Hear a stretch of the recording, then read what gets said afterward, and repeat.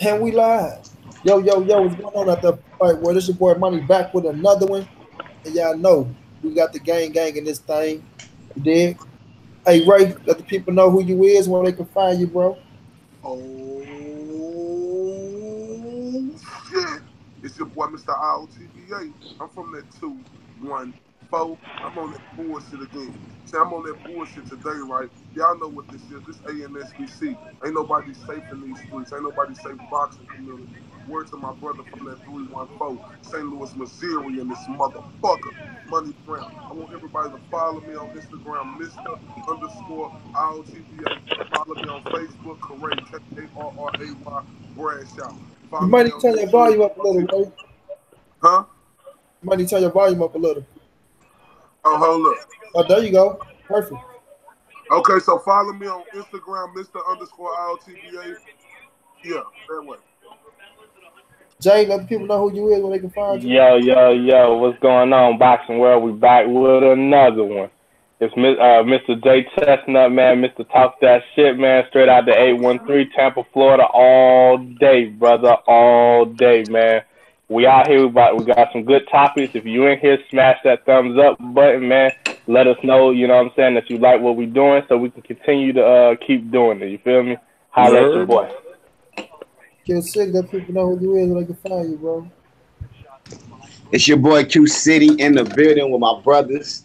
ANSBC. Anybody can get it. Ain't nobody safe. Boxing community. We here to talk that shit, argue, whatever. We gotta get our point across, man. This is how we feel today, man. Y'all gonna feel it, man. What, man? Anyway, y'all can follow me on YouTube, Q.City World. And that's all I gotta say. Man, everybody make sure they go subscribe to Q.City World. You understand me? Yes, sir. Yeah, Yes, no. sir. I know this is your boy Money, man, the one and only. And we here with these old topics we about to break down with y'all, man. The first one, yeah, as y'all everybody know, Danny Garcia and Crawford been going back and forth with each other. This little beef been going, since Angel Garcia has some things to say about Crawford. Crawford has some things to say about him. Now that Crawford at the 147-pound division with Danny Garcia, things heating up, man. They had a little war of words. Crawford let them know that. Well, first Danny Garcia came out saying Crawford really didn't beat nobody, and he did the same thing that Crawford did, and he didn't get the recognition that Crawford got, and that Crawford number one pound for pound, and he did the same thing, and he was never number one pound for pound. And now it's a thing that's going on right with Crawford, not Crawford. I'm sorry, with Danny Garcia fighting Sean Porter. You did, and if Danny Garcia was to win, do you think he go to Terrence Crawford route? Even though we know the mandatory is, I mean, it's mandatory for. I ain't gonna say mandatory. That the winner between Porter and Danny supposed to be fight Earl next. But if he was to lose against Sean Porter, he still can fight Terrence Crawford. So what's your thoughts on that, Ray? You think about this, Money. If you Danny Garcia or Sean Porter, if you win that fight out of them two, who would you want to fight first? Terrence Crawford or Earl Spence? Be honest. Who would y'all want to fight first? I'm asking I, the I'm panel. I think I'm that going out. I'm going after Crawford. I'm going after Crawford first. Money Brown? I think they for us them. I think they probably try to go for Crawford. Me personally thinking myself. I think they stay away from that killer Earl. Q.City World? Man, them two guys, man. I expect them to go after Rod Soccer, man. I don't know, man. You know what I mean? Well, with me saying that, I think that's very that fight could be in the works for what you see because as we know, I'm not saying Crawford isn't no special fighter. He is. Trust me. Money Brown let me know how special this dude is. He is the number one pound for pound fighter in the world. But as in my opinion, I think Crawford would be the more formidable opponent from them to where they could have more success against than the Earl Spence Jr. I think a Crawford fight is less dangerous, which is still dangerous. I just think it's less dangerous. But with Danny Garcia and Crawford having these weights, y'all know where this all started back to, Money. We touched on this last night. This started from when Angel Garcia called Terrence Crawford with nappy head ass braids in your hair. You know what I'm saying? Just saying that disrespectful, just saying that disrespectful ass shit. And let me tell you something, Danny Garcia. You don't even match what Crawford did. Sir, are you a good fighter? Absolutely. Are you one of the top welterweights in the world? Absolutely. But when you try to compare yourself to Terrence Crawford, motherfucker, you was a unified champ. He was an undisputed champ, motherfucker. It's a difference, dude. He didn't come up to 147 and just take on anybody. He went up there and took on the motherfucker who beat fucking Manny Pacquiao and Jeff Horn. Terrence Crawford didn't say, "Oh, give me no easy fight so I can feel myself into the weight." He went up there and took on one of the creme de la creme. And when I say creme de la creme, that's one of the guys who has the belts at 147. So Danny Garcia, look, I know you're tooting your horn. I know you done made a lot of money in this boxing game, but making money in this boxing game don't stand up with accomplishments. And if we're talking about accomplishments, sir, your accomplishments don't stand up with Crawford. Let's be honest, Q.City world, my man Jay and Money Brown. Think about it. And I'm not hating on Danny Garcia. Shout out to my boxing. Hold up. Shout out to my boxing group. Shout out to my boxing group on Facebook, ILTBA. They brought up this point right here. If we look at all Danny Garcia wins, they was against fighters in Eric Morales and Zab Judah, Kendall Holt, who was years past their prime, bro. You know what I'm saying? So stop playing with me, Danny Garcia. Jay, but to rebuttal your point real fast before I start throwing this heat out, you feel me? You know, he did have some good wins over Mauricio Herrera, who was at that time, I think, at his best. Although people will say that he lost that fight, he did beat Lamont Peterson. I'm probably the only one on the panel who thought he beat Keith Thurman, but after that, watching that fight 6 or 7 times, I think he beat Keith Thurman. Although he didn't get the decision, you know. I think he does have some decent wins under his resume. It's not like he's just been fighting bums, but I do have to take to that point. Jay, I do have to take to the point of what you say, you know, when you say a lot of his quality wins are against guys past their prime. But, you know, what we say in boxing, bro, you got to fight who in front of you. You know what I'm saying? And he done did that. But hold up, Jay. Okay, go ahead. Let me ask you something, sir. Yes, sir. Go ahead. I'm sorry. Go ahead. Finish no, go ahead. Ask your question. When I start spitting these fire flames, you might not be able to get that question in. Go ahead. No, go ahead. Finish your point. My bad. Go ahead. That's my fault. All right, man. So for Danny versus Terrence, first off, let me start with this interview that he and Angel did, man. On behalf of my man Ray Dog, I'm gonna give him the Mr.Iotba, man. Sit your ass down award, man. Oh shit! Come on, bro. Especially Angel, bro. But you know, I'm a big Danny Garcia fan, so I don't want nobody to think I'm coming at this in a biased manner. I don't like Danny. I'm a huge Danny Garcia fan. I defend Danny at every turn, but I can't stand behind this bullshit. He said during the interview, yo, you know, I did what Crawford did before Crawford did it. I was undisputed, but the number of belts don't matter. Like, come on, bro. We all watch boxing, man. We all see what it is, man. Come on, dog. How you gonna say you did what Crawford did, but the belts don't matter? So how else you become undisputed without the belts? You know. So I'm like, you got to sit your ass down with that one. You know what I'm saying? They start going on talking about how much money they done made over Crawford. You know what I'm saying? I'm like, no, it don't matter, because Crawford, I think, still got one of the better resumes in boxing. You know what I'm saying? Although people try to run through it. People try to run through it. People try to run through it. You're going too far. People try to run through it, but he got some quality wins on that resume. You're going too far. Damn so do. He damn so got some good wins on that resume. But like I was saying earlier, man, I think it's easy to say, you know, like Angel was saying during the interview, it's easy to say, oh, yeah, we'll fight anybody at 47. We'll fight anybody at 47 because you know you got to fight September 8th. But whether you win or lose, let's see if you got that same energy towards Terrence Crawford when you don't got to fight rather than when you do got to fight. And I don't want to hear all that nonsense about let's make the money make sense. The money going to be there. All y'all got to do is sign on the dotted line and send the contract to Bob Arum. Bob is a businessman first. Bob is a businessman first, and if it makes sense for his guy, he gonna do it. So, you know, they can miss me with all that if the money right shit, man. If y'all want this smoke, hey, let's see what y'all talking about come September 9th after the fight with Porter. You feel me? Big facts.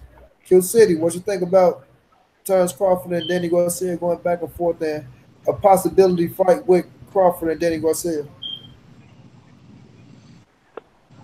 Man, I really just want to see the winner between Danny Garcia fight Earl Spence. You know, that's what Earl Spence think they're gonna do. But we all know that they're probably not gonna do it. And then Keith Thurman is not. I don't think he's gonna be ready because don't nobody know when he's really coming back. He says he's coming back this month, that month.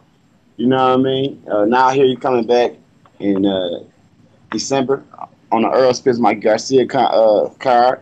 So Keith Thurman out the question. You know, I don't know, man. I can see him calling out Terrence Crawford if it's possible. I think they try to make that fight first, but it's only gonna make him look bad.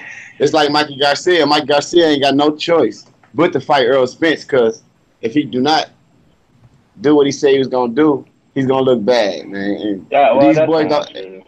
Yeah, he's gonna look bad. If Mikey Garcia don't call out Earl Spence, he's gonna look just like everybody else, calling out Earl Spence's name before a fight and not making that fight happen. You know what I mean? Right. So you got it. Danny Garcia and Sean Porter, the winner of that fight, got to fight Earl Spence, or they got to call out Earl Spence, and they got to try to make that fight, or else they're going to look even worse than what they look right now. And right now, you got people like me that don't like them at all. You know what I mean? I won't even spend 5 minutes of my day to make a boxing video just saying how I feel about them. I really can't make a video on it. I really don't. I mean, I'm talking about, man, like, these fighters are very disappointing nowadays, bro. You know what I mean? And if we're going to bring this sport back, they got to fight, man. So your thoughts That's all on I got to say. and Danny though? Crawford and Danny, Yeah. I mean, they fought before. They know each other's style. You know what I mean? I think, I think the 140 division wasn't the best division in the world. You know what I mean? I think it needed to be undisputed just so people could really pay attention to it. You know what I mean? It was boring. You know what I mean? I think Terrence Crawford coming to the 147 division, man, he going to have to fight the best, man. You know what I mean? Even if he fight the loser between Danny Garcia and Sean Porter. But, I don't know, man. I think Crawford will beat the shit out of Danny Garcia. You know what I mean? But, you know, we just got to see that fight happen, man. And Danny Garcia is better than – he always do better than what we expect him to do. You know what I mean? So, we just have to see. But I just don't want to see that fight, really. I'm really not even trying to look – I'm not trying to visualize that fight happening. You know what I mean? I see Danny Garcia beating Sean Porter, and I see Danny Garcia fighting Earl Spence after that. That's what I want to see. My thoughts on it is I feel like if Sean Porter was to beat Danny Garcia, Sean Porter can go fight Earl Spence, and I think Danny Garcia can try to campaign for that Crawford fight and still put him in a position to become a champion again. But just looking at the situation as a whole, man, it's good for boxing if these cats start fighting each other, man. You know, you want this type of shit at the 147-pound division. All these cats saying their names, this, that, and the third, to hype it back up and bring it back to the forefront. But first of all, we should have had Danny Garcia versus Terrence Crawford. You know, that's a fight that I really want to see. You know, just like I wanted to see Mikey Garcia versus Terrence Crawford.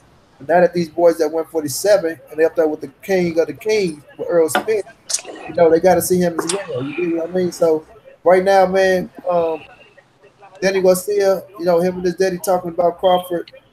It's been going on for a while, but I just think they don't like the respect Crawford been getting because he felt like he did a lot at 147, which he did do a lot at 147. Regardless of what anybody want to say, Eric Morales, he fought him twice. Eric Morales fought the shit out of Danny the first time.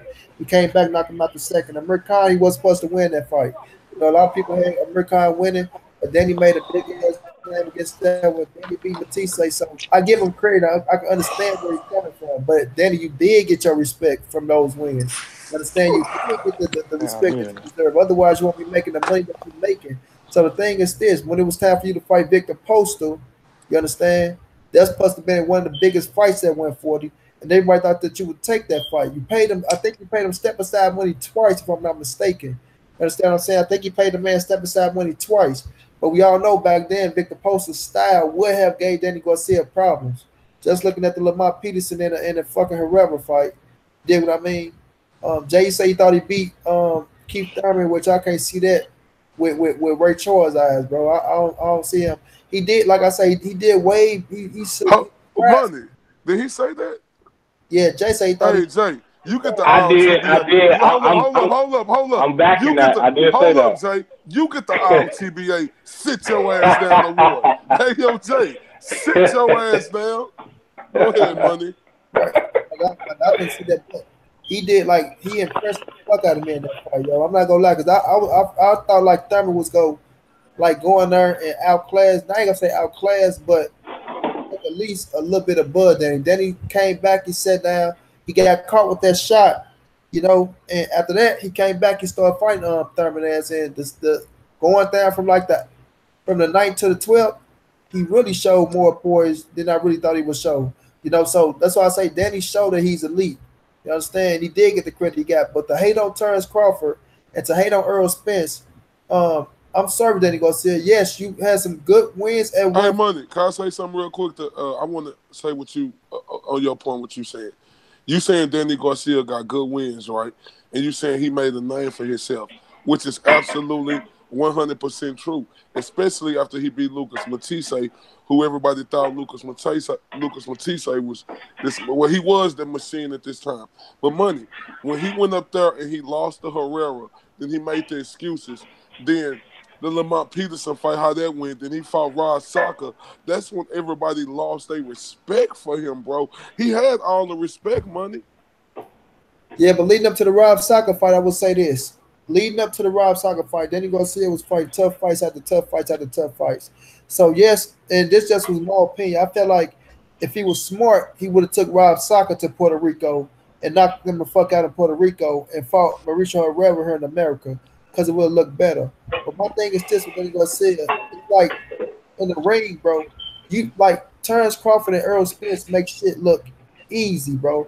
They make um like they whoop these opponents' ass so much. What people say they're not nothing. Like with Felix Diaz, Kell Brook, you know what I'm saying? Gamboa gave him a nice little run, but the way they adapt in a way like they really do adapt to what a fighter do, and they make adjustments. Like Danny Garcia said in the Herrera fight, he said he made adjustments. I didn't see no fucking adjustments, Danny Garcia. Herrera was catching your ass with that jab. Even in the 12th round, he beat your ass and they gave you the round, the 12th. Like I couldn't say they gave you the 12th, but you get the job done, Danny Garcia. That's the only thing that matters at the end of the day is the W, bro. So you get that respect. But when you look at it, somebody like a Crawford and his skill level, just off the charts. You look at Earl Spence, it's just one-sided performances. After one-sided performance, after one-sided performance, like they go on that bitch and they make it look easy, yo, and it's not easy. So that's the difference that the level Earl Spence and Crawford be on, and that's why they get the recognition that they get, Danny Garcia, and high on the pound-for-pound list that they are. You understand? Now, credit, you did do some good shit, bro, but you didn't beat these fighters in spectacular performance like these dudes do. Like if you put Herrera in the ring with Terrence Crawford at 140, they would have called that a cherry pick. Like what the fuck, Herrera? Like Crawford would just make him look like nothing. You understand? Nothing. So that's my thing on there. I know Angel Garcia. I like him. He talk a lot. He tried to be not politically correct for us, trying to say the right things, but he tried to make statements and points that can get him a little boost in what they do. But now, Sean Porter fight September 8th. After September 8th, if you lose, Danny Garcia, you can go chase Terrence Crawford, and I promise you can get that Crawford fight. So we're going to see what you do after that. We don't want to hear no more bullshit or nothing like that. You did? But let me ask you a question real fast. Do y'all think if Danny going there and look bad against Sean in a bad one-sided loss, which I don't think it is, I got Danny winning, but do y'all think that he can still get the Crawford fight if he loses in one-sided fashion against Sean? Come on, if he going to get his ass whooped like a one-sided performance, I don't think he get the Crawford fight next like that. Yeah, it'll still be a fight that people want to see, but if he get his ass blew out, nah, not next, bro. Yeah, no, not next, but he'll still get that fight though. That's what I was saying. Yeah. I mean, I really just feel like Terrence Crawford need that signature fight, man, real bad, man. You know what I mean? I feel like Ndongo, that was the undisputed fight, you know what I mean? But Ndongo wasn't shit to me, man. You know what I mean? And if you ask me, Jeff Horn ain't got no special effects. He beat Manny Pacquiao. He fucked up, had Manny Pacquiao with headbutts. He fought real nasty and dirty. Almost got stopped. The referee was in the corner like, bro, I ain't gonna let you out this motherfucker, man. You know what I mean? But at the end of the day, Jeff Horn is an okay fighter, bro. You know what I mean? I want to see. I really do believe the winner between Danny Garcia versus Sean Porter should fight Earl Spence, and the loser should call out Terrence Crawford. Why not? You know what I mean? If you think you could beat him, fight him. You know what I mean? I think Sean Porter would be a nice, dirty fight for him. That'd be a hard fight for him. I think Danny Garcia would be a good fight for him. You know what I mean? No telling how that fight would turn out. But somebody else had. This at the channel do credit again, bro. So I get credit where it's due, bro. But we gonna move on to the next. You said you're not the what, bro? Wait, hold on. Let me jump one more point. What you said? What y'all say? I couldn't hear him. This ain't the channel for discrediting, bro. We don't. Hold on, bro. I'm here to say how I feel, though. You know what I'm saying? I put this on my channel too, bro. I'm not finna be on here fake, man. I said I don't think Jeff Horn was that good. I can't help it. That's how I feel. Do you think Jeff Horn was that good? Say you do. Hey, say you think he's the great fighter. You know what, Q.City? Go ahead. I'm gonna be honest with this because I was preaching on this. Because, you know, I gave Jeff Horn all the respect in the world, bro. Because you got to understand, whatever I think Manny Pacquiao on right now, whatever we think he was on, Manny Pacquiao was a bad motherfucker. And for Jeff Horn to go in there and beat Manny Pacquiao, the way he beat Manny Pacquiao was eating Manny Pacquiao punches. Bro, in my opinion, I thought this was the toughest fight. Before that fight, though. Today. Before that fight, you didn't know who Jeff Horn was, bro. No, he's a Manny Pacquiao made star, bro. But look, Q. I thought he was. Hold on, real quick, Money. This the thing. Earl Spence and Terrence Crawford make these fucking fighters look like this. Don't discredit somebody that won a fucking title. Man, Jeff Horn ain't did shit though, bro. I ain't trying to hear that. Listen. Don't discredit a fighter because what you think you see with your eyes. Now you can put Jeff Horn out with another fighter and he'll look good as fuck. It's just against who? Against who? Against who? Who he gonna look good against? I think he'll look good against Danny Garcia, Sean Porter, Andre Berto. What makes you think that though? Because he fought against Manny Pacquiao like that. Hell he fought against smaller fighters. Bro, Terrence Crawford on a different level, bro. Come on, let's be for real now. A different level, bro. Let's be for real now. At the end of the day, we haven't seen Jeff Horn do shit but beat Manny Pacquiao. Manny Pacquiao made Jeff Horn. Before that, you couldn't even find a tape to go see who Jeff Horn was. Right. You didn't even know who he was before he fought Manny Pacquiao. So let me ask you. So you're trying to say this is some old signature? Hold on, let me finish. You gonna say this some signature fight? You gonna say this is a signature fight for Terrence Crawford? Hold up. Yeah, it's a goddamn signature fight. You goddamn right. Hold up, Money. You goddamn right. It's a signature fight, bro. Because let me ask you this, Q.City. Hold up. Let me ask you this, Q.City or Q.City World. I want everybody to go fuck with him.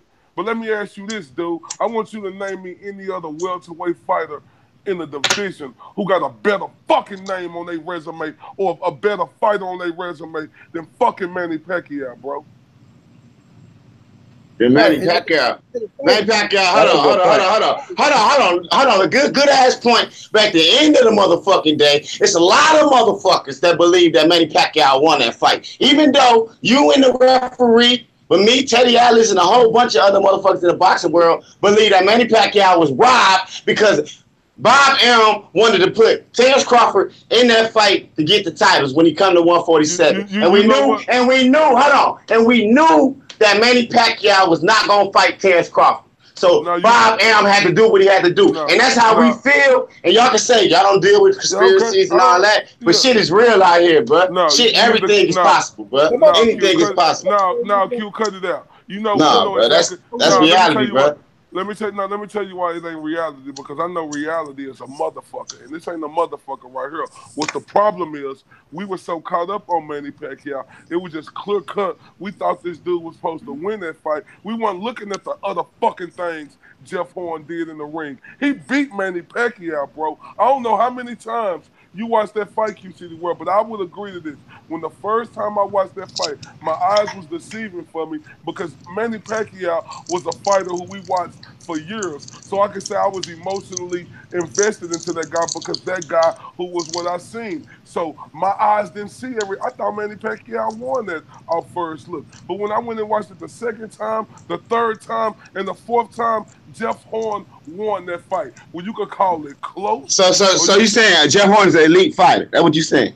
No, what I'm saying is, bro, Jeff Horn is a top fighter at 147. Bro, I'm gonna say this. And we gonna move on, bro. One thing All about right. Jeff Horn, they can say if they want to say about Jeff Horn. I thought Manny Pacquiao won the fight, but it doesn't matter what the fuck you think, because at the end of the day, Jeff Horn got the W. He got the scrap. He defended his scrap, and when he won that belt, he was one of the top fighters at 147. Terrence Crawford Exactly. came right up from 140, fought Jeff Horn. Yeah, he did. He Hold did, on. but Bob going to make something happen for him. Keep moving on after this. He came right up and fought this man. You understand? Regardless, you want to say Bob did this, did that. He went in there, he took him out. He took Jeff Horn out. Now, just because Terrence Crawford took Jeff Horn out that way doesn't mean everybody else is going to take him out that way. At the end of the day, you won't know it until you get into the ring and fight other fighters. But I ain't taking, like I say, we don't do discrediting on my channel, bro. But we don't move on. I discredit. I do it all. I say how I feel. You know what I mean? I'm just talking, man. I mean, and you yeah, wrong, gotta say bro. we. You wrong, Q. You wrong I ain't wrong. because Look, you is wrong. You said Jeff Horn will have a chance against nobody else. I guarantee you, Jeff Horn will go in there against Danny Garcia and give him a motherfucking fight. But would he beat him though? But would he beat him? Well, would he beat him? That's the question. We moving on. Now we moving on to Tyson Fury shitting on Eddie Hearn about the Wilder fight. Jay, where you at? Tyson Fury took to I'm right here, bro. I'm right here. Fury took to the social media, and said what he had to say about Eddie Hearn, telling Eddie Hearn as, you can try all you want to.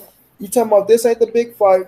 The big fight is me and Wilder because we are the two biggest stars. Well, not the two biggest stars, but the two biggest guys at the heavyweight division. We know Tyson Fury is undefeated. Wilder is undefeated. We know what Tyson Fury did. He's the first man to beat Klitschko. And you understand, after Klitschko's 10-year reign, and Fury was the unified heavyweight champion. Now Fury, because we see Eddie Hearn steady hating on the fight. He hating on the fight like a motherfucker. You don't want to see the fight happening. But now that the fight is happening, what's your thoughts on Eddie Hearn hating on the fight? And we see Tyson Fury shitting on their ass saying, quit hating because the fight gonna happen.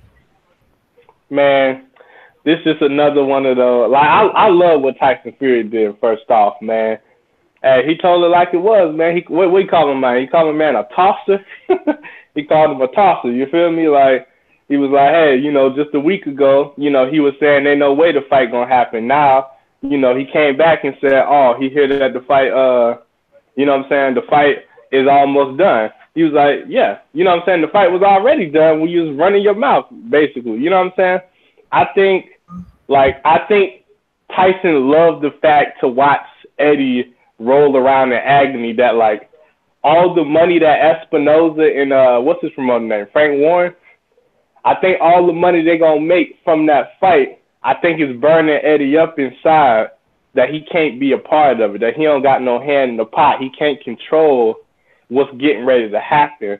You know what I'm saying? So I think he's been trying to slick talk and, keep all the attention on that DAZN app stuff and slick talking stuff. Oh, Showtime ain't got no money. That's why they got to put these on pay-per-view. They can't pay these guys they right type of money. They can't do this. They can't do that.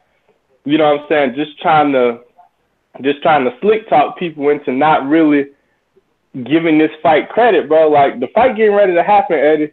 Whether you want it to happen or not, brother, this shit finna happen. And it's gonna be a great fight for boxing, a great fight for the heavyweight division. I can't wait for it. I'm excited for it. I hope they put it on pay-per-view, and I hope that bitch do numbers. You know what I'm saying? Because I'm telling you, I'm going to buy it. I'm sure enough going to buy it. But that's it for me. I'm trying to get back in. I don't know how my computer just took me out. It's going to be one hell of a fight, though.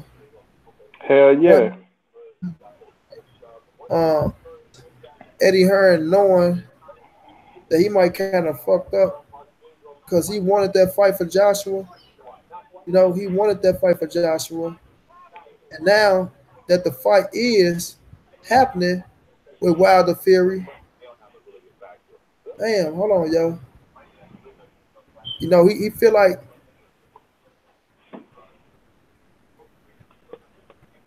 hold on. How can I get back to my thing? You know, he feel like that.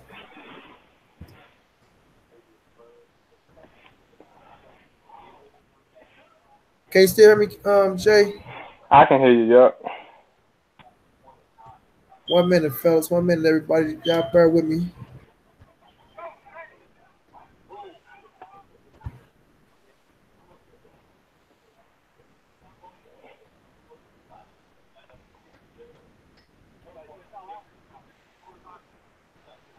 Man.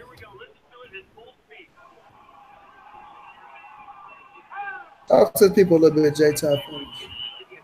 Huh? Say, talk to the people a little bit until I figure this out. Alright. But yeah, man, this like I said, it's a great fight for heavyweight boxing, man. I love that this fight getting put on. Actually, you know, I was actually kind of surprised when they first started talking this fight, you know, because I thought for sure that Tyson would want another tune-up or, you know, want another guy before he walked in there. Because I thought Tony Bellew was the guy that was on the docket for Wilder. I mean, on the docket for Fury. But I mean, shout out to Tyson Fury for stepping up to the plate and, you know, putting his promoter to the test. You know what I'm saying? Making him make this fight. You know what I'm saying? He wanted to fight. Now they gonna get it, man. They called the boogeyman out, man. In November, the boogeyman gonna show up. I'm telling you. It ain't gonna be what Fury want, but Fury gonna give him some problems in there too. So, you know, that's a real good fight to look forward to. You know what I'm saying? Real good fight. Can y'all hear me? Yes, sir.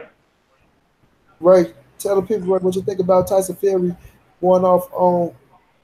Eddie Hearn asked for being jealous that the fight about to happen with Fury and Wilder.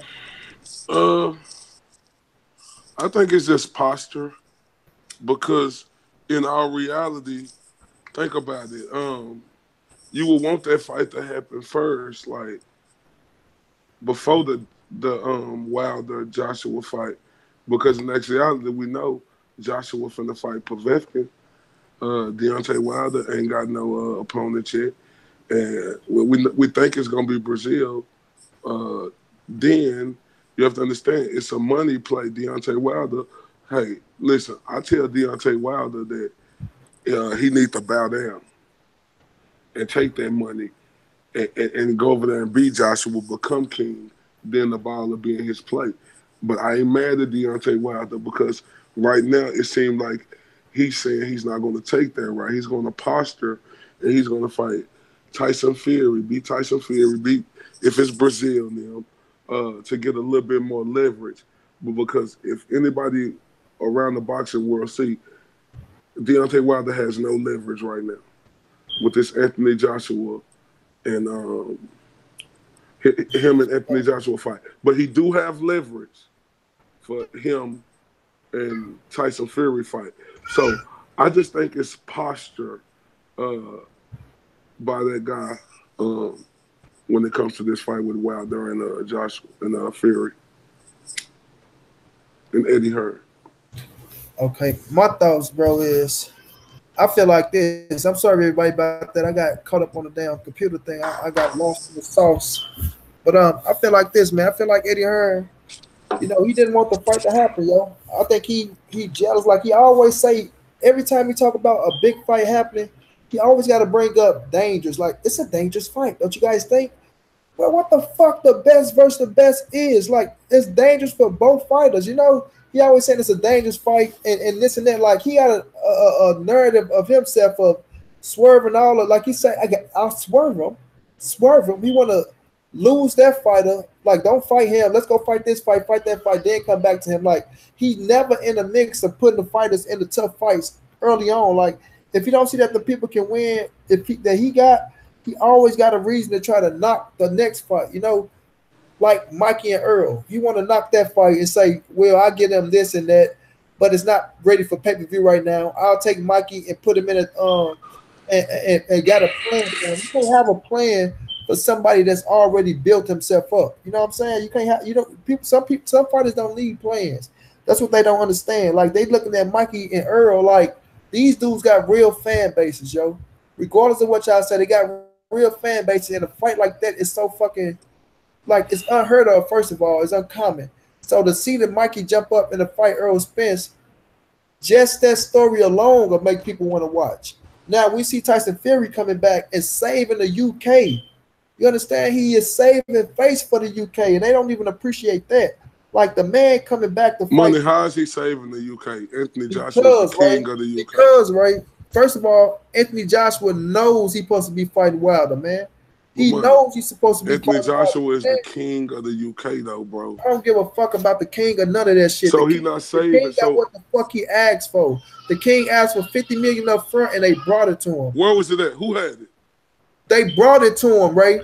Everybody said that shit. Everybody already said that they brought him the $50 million. That man turned down the $50 million, bro. He even said it himself. He said it himself. But Money, I keep telling you, if you gonna ask for something, don't turn down what you're asking for, bro. Money, but I keep telling you, who the hell is Deontay Wilder now? No, let me ask you this. You keep saying, who the hell is Deontay Wilder? He is the WBC heavyweight champion of the world. Yeah, and listen, and a motherfucker that's going to get Anthony Joshua's biggest fucking payday in his career. And that's a defining fight for Anthony Joshua. Okay. The defining fight for Anthony Joshua is motherfucking Deontay Wilder. And he had that fight in his hand, and he listened to Eddie Hearn, and he let it slip. Now, Tyson Fury come back and saving face for the UK, because even the UK motherfuckers over there saying, Wilder, Joshua got them looking like it's his fault that the fight's not happening. Money, really? Well, he still, Money, really? He's still going to have damn near 80,000 show up? What's my guy name? You see Lennox Lewis telling that boy, come on, you acting like a chump. You don't want Lennox that fight. Lewis jealous. He jealous because he was never that big of a star. Yeah, he is. You're not getting your ass in that ring and fight. You're getting what you asked for. Frank Warren came out, who do business with Shelly Finkel, and said he saw the $50 million contract. Hey, Money, let's be real. Let's be real. Frank Warren and Eddie Hearn got beef, bro. So Shelly Finkel and Frank Warren gonna be best friends. That don't mean nothing, bro. Shouts out to Straight Drop, bro. Salute to you too, bro. The thing is this though, right? That's not what I'm talking about. What Straight Drop say, Money? Nothing, just 100, bro. He's saying 100 to us. But the thing is this, bro. Anthony Joshua got everything that he asked for the Deontay Wilder fight. Money. You listen, no, Ray, because I don't know where the fuck your head be at. No, why you want to let me respond to you? Man, Deontay Wilder should have did this. He did everything asked of him. Deontay Wilder did everything. He ain't did enough, Money. He ain't did enough. You can't say he didn't do enough when you taking $15 million on $100+ million fight. Money, you can't say you're not doing enough when you're going over to his country to fight. You can't say you're not doing enough when you got a fucking rematch clause in the contract for Anthony Joshua, and it ain't no rematch clause for you. What else do you want? Okay, Money, can we get back to Lennox Lewis, the jealous motherfucker he is? Man, I don't see no jealousy. Hold up, Money, hold up. Lennox Lewis, one of my favorite fighters of all time. But it's clear this motherfucker jealous when he gonna try to tell Anthony Joshua, who done did something he never could do, come the biggest fucking star on the planet. He gonna tell Joshua, you should go to America, because that's where the money is. No, motherfucker. And that's what's wrong with all these privileged ass fucking Americans around here. Hold up, Money. That's what's wrong with these privileged. Joshua so much that you discredit Deontay Wilder. You don't give Deontay Wilder no credit for shit. I ain't discrediting Deontay Wilder. Bro, I'm not discrediting Deontay Wilder, man, Money. you discredit Deontay Wilder like a motherfucker when you say, no, I'm not. Bro, Money. That's what's wrong with these privileged ass Americans, and I will take part in being a part of the privileged thing. But what I will recognize is that America, we always have it our fucking way, bro. We always, when we don't get it our fucking way, we start crying about it. First of all, hold up, Money. Hold up, Money. Hold up, Money. Hold up. Now, hold up, Money. Anthony Joshua done worked his fucking way up to the position he in. And motherfuckers need to respect that. While everybody coming out with a fucking opinion about what Anthony Joshua should do, he is the biggest fucking star on the planet. Just like Floyd was the biggest fucking star on the planet. He dictates shit. Like that shit, right? But like I said, Money, who the fuck is Deontay Wilder, bro? And I'm not saying that discredited. No, I'm not. No, Money. I'm not. Wilder. Who the fuck is Joseph Parker? Who the fuck is Carlos Takam? Who the fuck is Dylan White? Money. Exactly. But guess what though? But guess what though, Money? In them fights, Anthony Joshua still pulled in 20 to 50 million each fight. You say Anthony Joshua what? He still pulled 20 plus million each fight, bro. All right. Now, who would he make his biggest payday against? Money, listen to me. I understand. Who would he make his biggest payday against? Okay, he will make it against Deontay Wilder. Okay. As well as for his legacy, you feel me? Oh no, but that's a legacy fight for him too, bro. You gotta make that fight, bro. No, Jay, I'm not saying that you don't gotta make it, but what I'm saying is how these privileged ass fucking Americans out here, it's UK is on top right now. Anthony Joshua called a shot. UK on top with what? Just a heavyweight fighter? Just a heavyweight division. Hold up. You can just say what you want to say. Just the heavyweight division. I'm talking about when it comes to creme de la creme, the biggest fucking star on the planet. They got that. Joshua's not the biggest star on the planet. Man, yeah, he is, bro. No, he not. Canelo ain't pulling out no 80,000. I don't give a fuck what nobody say about that. Canelo's still making more money than Anthony Joshua. I don't give a fuck about putting 90,000 plus asses in the At the end of the day, I tell IOTBA, I don't believe you believe none of the shit that you saying. You feel what I'm saying, my nigga? Because if you came over to Q.City world where I can debate you, because Monnie ain't gonna let me debate you. You feel me? But if you come over to my shit and I debate you, I'm gonna tear that shit up. You talking, bro? You talking a lot of bullshit, dog, right now, dog. I'm just sitting back listening like, God damn, I wish I could say something. I can't say nothing though right now. But God damn it, you talking some bullshit, and you know you is, God damn it. I think you doing that shit on purpose. No, Monnie, you better tell this dude I stand firm on this and been saying this shit. Now go ahead, Q. Let Q go. Hold on, no. He go. I'm talking about tell Q that I stand firm on this and been standing firm on this shit. Yeah, all the way to the end. Q somebody gonna let him do this. I don't believe him, man. I think he on some casual boxing talk type of shit, trying to get some subscribers or something. He want to start controversy. He know this boy Anthony Joshua ain't did shit, man. He know that boy MC Gusto, man. He know Tyson Fury. That boy ain't get on them drugs, man. That boy, man, come on, man. That man. Come on, man! All the shit you saying, bro. Hey, Q. Before you start, man, shout out to CMD Boxing Reports, man. He asked Ray, man, how is Anthony Joshua the biggest star in the world? Question mark. What you mean? Hold on, Ray. TZ Frank can't. No, stop, Jay. Let Q finish his point, bro. Go ahead, Q. Okay. No, he good. Yeah, I'll be. Yeah, TZ Frank said, man, Correa on that bullshit for real. He was like, some UK fans want to see that Wilder fight too. And then CMD Boxing Reports came back and said 80,000 seats. However, they never let us know how much money the gate brought in. Well, I'm saying, that man, Eddie George. I said, Eddie Hearn said the other day, he said, man, I sell tickets for $20. He said, I couldn't sell tickets for $100 in the UK. Come on, man. We talking about America, man. Don't, man, come on. That man got to come over here if he want to be a star. This UK is the size of the state of Texas where you stay at, right? Come on, man. America big as hell, bro. Come on, bro. That man ain't the biggest star, man. He the biggest star over there, man. The biggest star in America is LeBron James. You feel what I'm saying? At the end of the day, man, bro, this man got it. We're talking basketball. I know you're talking boxing, but at the end of the day, don't nobody in fucking America. No, I could walk down my street and ask if they know who Anthony Joshua is. Probably like 3 people that probably know who he is, bro. Don't nobody know the fuck Anthony Joshua is. Man, he ain't no Mike Tyson. He ain't no Floyd Mayweather, bro. I'm for real, dog. The boy beat Vladimir. He beat Klitschko, bro. That's all he beat was Klitschko, bro. And then he fought Taco. Then he fought Joseph Parker. And they just got their ass beat worse than Anthony Joshua beat their ass, bro. Come on, man. The boy just went 12 rounds. In the Takum fight, he ain't even stopped Takum. They can't even. They stopped the fight for no reason, bro. Just to get a boy a TKO.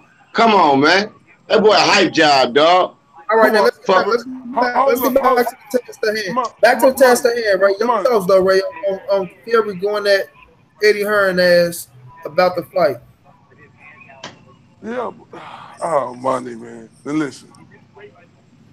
Let me say this. We gotta stay on topic because we get to go on this road. I know. I just want to say this one last point real quick, and you can just skip over me on this, but I got to make my point on this right here. People say Anthony Joshua needs to come over here to America and fight. People say Anthony Joshua is a hype job. Well, if he's such a fucking hype job and he needs to come to America and fight, why he ain't doing it? Why he don't ain't no beast. No, bro, why he don't got to do it? Because he don't got to do it. See, I told you privilege. Same reason Chris Eubank Jr. didn't do it. Same reason. No, man, I'm done, dog. I'm out, bro. Go ahead, right? You want to keep man, say Q.City world, man, bro. Let me explain something to you, bro, dog. Come on now, bro. You want to cry like motherfucker. Come on, man, bro. Come on, Q.City world, man. Go ahead, Ray. He gone, he out. Fuck it. No, I'm just saying though, bro. Like, I don't like that shit though. Like, nigga, this is debate, nigga. Like, let the man finish what he say, then you can say something. God damn, we can't even finish what he want to say. Come on, go ahead, Ray. No, I'm just saying though, like, I don't like that old. Like, I ain't, like, I don't like that weak ass shit right there. But he up here talking about you, like, nah, nigga, you ain't no motherfucker, nigga. My bro ain't no casual box, nigga. Ray been on it. That's why I say if y'all follow my brother Ray on Facebook, Ray Bradshaw, Mr. LTBA, he's saying the same shit that he been saying. This is nothing. This is what this man believes. He say what he mean and he mean what he say. This ain't for no. He don't even be on YouTube, so he not doing this for no subscribers and no followers, bro. This is what that man really believes. So if he believe it, you can't tell a man not to believe it, bro. And I ain't got time for no crybaby shit either. Go ahead, Ray. And this is my thing right here, bro. Like, I do got a YouTube page. We got over 2,000 subscribers, but I don't even put fucking videos up on YouTube but once every 2 months now, bro. But my thing is this. Anthony Joshua is the biggest goddamn star on the planet. Point blank, period. He runs shit. Well, I'm going to say this. He the biggest star at his division and where he at. He run that shit. All you privileged ass Americans who crying about this, what he doing. Was y'all crying about this shit when Floyd was putting these motherfuckers through uncomfortable positions? Was y'all motherfuckers crying when Floyd, hold up, Money. Was y'all motherfuckers crying when, oh no, was y'all motherfuckers crying when, hold up, let me put my pitch on. Hold up, was you motherfuckers crying when Floyd Mayweather made Canelo Alvarez the 154-pound middleweight champion come down to 152 pounds and defend his belt? You know why? Because he was in control, motherfucker. That's fucked up for Canelo to be 154-pound champion, Money Brown. And he got to come down 2 pounds. You know why? Because it's an A-side, Money Brown, Q.City world, everybody out here, and it's a B-side. And it's clearly no fucking debating. Anthony Joshua is the A-side fighter. Now, let me set this shit clear. I got Deontay Wilder icing that motherfucker. Let's don't get it twisted. I got Deontay Wilder knocking that motherfucker out. I think it's going to be a good fight, but I just think Deontay Wilder got what coaches dream for, and that's power. So let's not get it twisted. I got Deontay Wilder winning this fight, but that motherfucker needs to bow down. Because at the end of the day, if you want to be the best, and you want all these riches, and you want to take over, and you want this, you got to fall back and take what you get, then you're going to come off on top. In my case, Floyd Mayweather versus Oscar De La Hoya. You know how much shit Oscar De La Hoya put Floyd Mayweather through for Floyd to get that fucking fight? Floyd agreed to all the shit. And you know what Floyd Mayweather did? He went in there and beat that motherfucker into history. So stop fucking playing with me, man. Jay, you got something? What you got to say on it, Jay? Yeah, man. I gotta ask Ray a question though, man. You say your boy, the biggest star in boxing. You know what I'm saying? I do think the like I said, I said earlier, man, the Fury Wilder fight I think is good for boxing. I really do. I think it's good for the heavyweight division. I think it'll be a good fight, but I got it the same way. I think Wilder end up knocking Fury out in a competitive fight, nonetheless. But Ray, if Deontay Wilder is to go in there and beat Tyson Fury by knockout, and let's say he do take his mandatory against Brazil, knock him out, you don't think he closer? You don't think that gap Yes, between Anthony man, Joshua and Deontay Wilder is closer man, That's man, what I'm with saying. those yes. two Let me tell you knockouts under his belt? because that you want to ask a question, Jay. You gotta get your thought. My thing with this is when it comes to Deontay Wilder and Anthony Joshua, bro, in the heavyweight division. For you talking about competitiveness with the fighters and what they did inside the ring is close.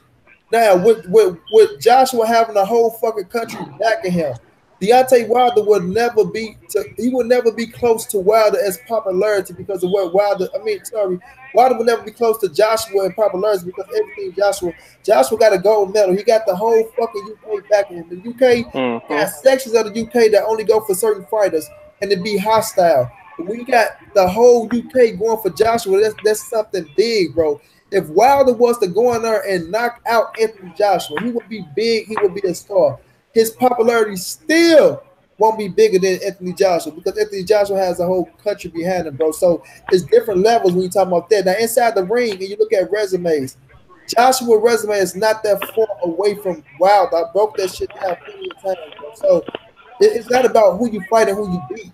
Because Joshua's going to have the people support him regardless, bro. His demeanor, the things he do. I am a Joshua fan myself. You dig? So I get on Joshua as myself because, like I say, I see what's going on. I see what Eddie Hearn doing. I see the things that's happening. When Eddie Hearn see this Wilder and Tyson Fury fight, it's a threat to Joshua for Joshua fight Tyson Fury in the UK. That's a big fucking fight. That's a big Correct. fight. This king versus this king, and the best for the UK. You know, man, Wilder was to knock Fury out. It's gonna take a little luster away from the fight unless Fury come back and get a big knockout against a top quality opponent at the heavyweight division. So when Eddie Hearn say these things like they overpaying them, if the fight gonna happen, they gotta overpay. They gotta overpay. Keep using the word overpay. It's a dangerous fight. These things, but you cannot knock other promotion companies for doing their business. You can't sit up and say they overpaying these fighters and say they doing something wrong. When you said out your own mouth, Eddie Hearn, you overpaying the first fighters that's coming to the zone app. So you doing what you got to do to get your app off the ground. Well, not your app, the $1 billion app that they put you in front of off the ground, and they doing what they got to do. You understand to make they Showtime or whatever the fight land that bigger, which I think is gonna be on Showtime. So there's nothing you can do to knock that, Eddie Hearn. Fury getting on your ass is letting you know that yes, I'm taking the fight, and that's what I'm telling you, right? People over in the UK, they understand and they see what's going on with Eddie Hearn and Joshua, and the fight not happening. The things Joshua was saying, Joshua keep putting his foot in his own mouth. I got a devil on this side saying fight Wilder. Then I have a devil on this side saying no, go fight these guys and take this route of your career, and then come back. Like, come on, bro. Like all that shit, bro. I just can't let that shit ride. But go ahead. Then we can move on to the next subject. I'm telling you like this, man, and I'm telling everybody around the world.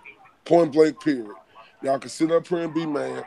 I heard other channels calling Joshua a hoe, calling him be a bitch, saying he a fraud. All you motherfuckers don't know shit about boxing. Y'all don't know a motherfucking thing.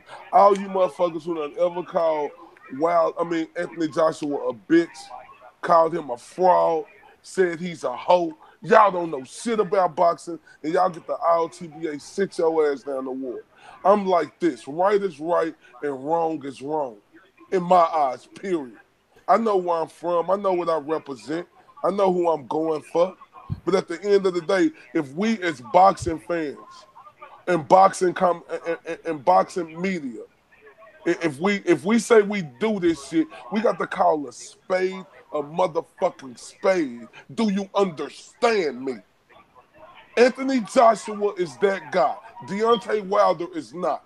And I guarantee everybody this. And I'm willing to put any money I got. More people in America know who Anthony Joshua is than they do Deontay Wilder. And that's a fact. No, I won't say that, Ray. I can't say that. I can Money, say that's money. that. Listen, bro, this the difference right here, money. I can We say sit that. up here and talk about Deontay Wilder popularity. This motherfucker can't even put asses in the seats, money. Right. Why to do over 1 million views regardless of what people say? It's all But about ratings too. But we already know how it is over here. Right. We're not gonna act like we dumb to what's going on with Wilder in America. But we know how America got their picks, bro. That's what I'm saying. Anthony Joshua with his popularity, bro, yes, he got a whole country behind him, bro. He got an entire country behind him. I don't knock his position. That's his position. He got a country behind him. You understand? Be more. What's going on? He got a whole country behind him, bro. We don't knock that. You cannot knock that. That's his position. money, But but y'all wheels knocking that money. no, Y'all are knocking we not that. knocking that. We knocking what the fuck Joshua asked for. He got everything he asked for, right? Money. Who is Deontay fucking Look, Wilder where to you make a fucking come on, offer? bro? Cause Ray, you make this shit look like I don't know what the fuck you at or what you talking about when you say who was Deontay Wilder. Anthony Joshua asked for everything he wanted and he got it, and he still didn't make the fight happen. And you take all the credit away from Wilder by keep talking about who is Deontay Wilder, who is what? What do you mean who is Deontay Wilder? What are you trying to say? Money. What I'm saying is, in this situation, Deontay Wilder is nobody compared to Anthony You keep Joshua. saying he's nobody, right? But if he been to all the fucking wheels, so what? What else do you want from him? What do you want him to do? Money. Listen to what I'm saying. What else do you want him to do, bro? Money. Like, If you he don't know been what else you want him to do, bro. You just keep saying, Okay, can I tell you what I want? Because if he bent the rules, money, the fight will be fucking happening, sir. That's man, not true though. man, That's not a true statement though. the fight was supposed to happen. He let Eddie Hearn talk about the fight, but the last thoughts on this situation, man, and we moving on. At the end of the day, bro, yes, Joshua, he making good money. He's a good dude. He over there with Eddie Hearn. He doing what he do. If he want to take his career in whatever direction he want to do, fine, take it there. But don't cry and ask for shit. And then once you get it, still make excuses because your fucking promoter is worrying about his pockets and a Hearn legacy and Matchroom becoming stronger and snatch 50, almost 100, almost they said it's almost $85 million guaranteed for fucking Joshua, and he let it slip out his pockets because Eddie Hearn and all that shit. But we gonna move So on. money, hold up. We Was you gonna mad at move on Floyd? to this, right? Was you mad at Floyd when he pushed that Pacquiao fight for Don't five compare years? Anthony Joshua to I'm Floyd asking Mayweather. you a question. I'm Don't asking you a compare question though. All right Joshua. then. I mean to Money. Floyd Mayweather, right? Can I tell you why real quick? That's two Can different I levels. tell you why real quick, money? Two different That levels. can I tell you why, money? That was the biggest fight of our generation in Floyd Mayweather versus Manny Pacquiao. Money. This is the biggest fight in the heavyweight division in a long time, bro. So how you what did you make videos about Floyd? And Floyd was taking too long to make the fucking fight to happen, bro? Was You y'all know, motherfuckers doing see, that? you see where you get your ass toe up at, Ray? Because Manny Pacquiao team, his motherfucking self, said that was the reason that fight didn't happen, partner. When you Money. got your own, when you got Manny Look, Pacquiao, Freddie Rose look. saying yes, it's because us the fight didn't happen. But Floyd been The off of first time, money, or the second time? no, twice. The Okay. first time he didn't want to take the shots with the needle and all that shit. The second time Floyd offered him some money, and Bob Earl wasn't letting that shit ride like that. It went on how it went on. Money. Okay, so you talk about money though. How Everybody much did Floyd offer him though? the Floyd How fight. much did Floyd offer him though? Money the first time. You say what? How much did Floyd offer him the first time though? Well, at that time, I think Okay then. Okay then. 40 million up front. But at the end of the day, Manny Pacquiao and Floyd Mayweather is two different levels than motherfucking Anthony Joshua, Money. Deontay Wilder, bro. Money. When the money? Two So this different fight. levels, bro. Then you just tell me Anthony Joshua guaranteed 85 million in this fight. Yeah, he let it slip. Hold up. They ain't let shit slip, nigga. That money still gonna be there. But Man, let he me let tell it you, slip. hey money, ain't this gonna be the biggest money fight since like Floyd and Pacquiao and Floyd and McGregor? Ain't this gonna be like the most money generated like in a fight? Yeah, in one fight. I'm just asking, ain't this gonna be like the most money like ain't they gonna make the third most money? Because guess what? Even when I don't think Canelo they'll make a third money, because money, Canelo, money. Floyd, No, when Canelo didn't make number 8 million that goddamn fight money. no, but what they do, what the numbers do, like Canelo got more than 8 million in that fight. He got 8 million guaranteed. I'm talking about Canelo Floyd. It's Floyd, Canelo Floyd, De La Hoya, Floyd McGregor. Those were some big ass fights, but Money, so this ain't no big ass. This is a huge money. This is the biggest fight in boxing, bro. A big fight. Hell yeah, it's a big Money, fight. I'm gonna tell you this. This fight right here even bigger than Terrence Crawford and Earl Smith, boy. I would agree. Right now, at this point, yes. At this point, yes. I would Nigga, agree. at any point, as long as these motherfuckers keep winning, this is gonna be the biggest fight. Look at this though, right? Look at this. I will agree, and guess what? Wilder was only getting 15 million flat feet, nothing on the back end, none of that shit, none. So at the end of the day, bro, we see what it is, and when the fight happens, what's the most money Wilder done made in the fight? I don't know though, but like I say, if it was gonna be a 100 million plus fight, and Wilder was only getting 15 million, right? Who's winning, right? Who's the A side? No. Joshua is the listen. No. Joshua, You saying, oh, who is Wilder? All right, this motherfucker win. This motherfucker getting it's 100 million plus. This motherfucker Wilder taking 15 million flat fee, and even at that 15 million, you got to pay his whole team. And Wilder, Joshua taking everything else. So if that's not kissing ass and bowing down, bro, money. Guess what? At the end of the day, when you the B sides, you got to crawl before you walk, baby. Floyd did it. Everybody else got to do it. They can't. So hold on. Hold up, Floyd. Hold up, I can name. Hold up, Money. I don't just gotta say Floyd. That's Lopez and his daddy, bro. Money. I don't gotta just say Floyd. That's just the fighter who been dominating for the. We can go before that when Mike Tyson was the biggest star. We can go before that when Ali was the biggest star. Teofimo Lopez and his daddy, right? Yeah. This is something you want. You want to turn his ass up. Yeah. Oh yeah. Say his name again, Money.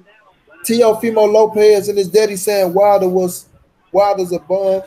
And what you think about them pushing up on what's the boy Ryan name? Garcia. Ryan Garcia, yeah. And what's that other guy name I was telling you about today? Who the son? Balder. Balderas? Yeah, the Balderas brother. Yeah, Carlos Balder. He beat him and Teofimo Lopez. They sparred, and I think he beat Teofimo Lopez in sparring too. Hold up, this is my thing, girl. Teofimo Lopez daddy. What's his name? Y'all know his name? I don't know the daddy name. I don't know his name. Yeah, I don't know that name. Who the fuck are you, dude, to call Deontay Wilder a fucking bum? Your fucking son is only 7-0. He ain't did shit in boxing, bro. He ain't did a motherfucking thing. And for your arrogant, over cocky ass to sit up here and say Deontay Wilder a bum, man, you get the IOTBA, sit your ass down the ward. See, that's what's wrong with guys like you in boxing right here. These are the type of guys we end up laughing at. Because you come in the game straight on some disrespect shit, like your son is God gift to boxing. Like he's the best thing since Floyd Mayweather. When nobody don't even know who the fuck Teofimo Lopez is.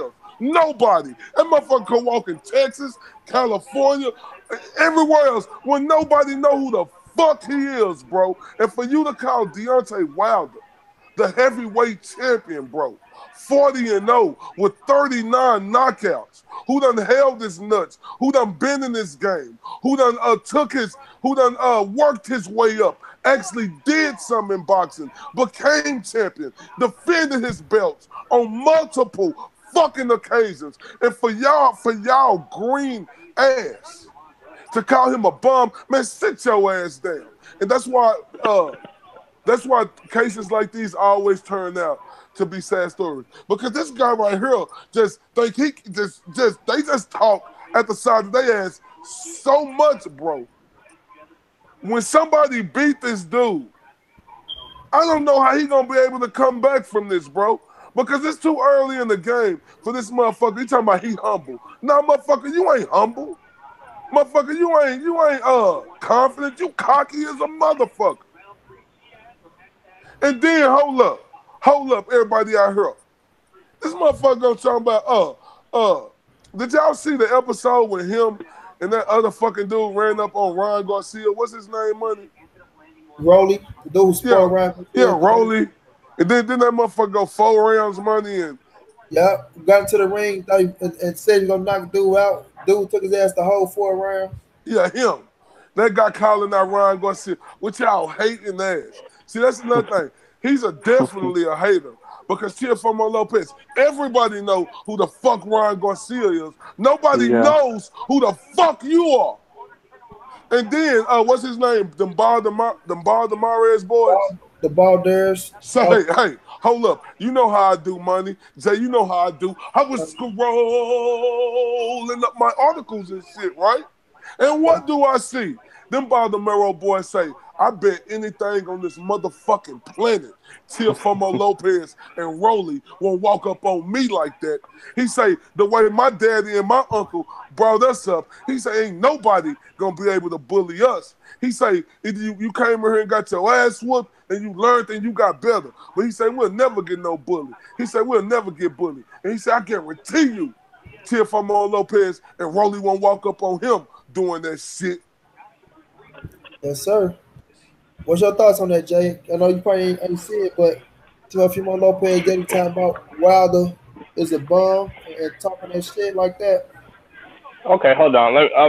What his son fight at? 130? 126? What his 135. son fight? 135. 135.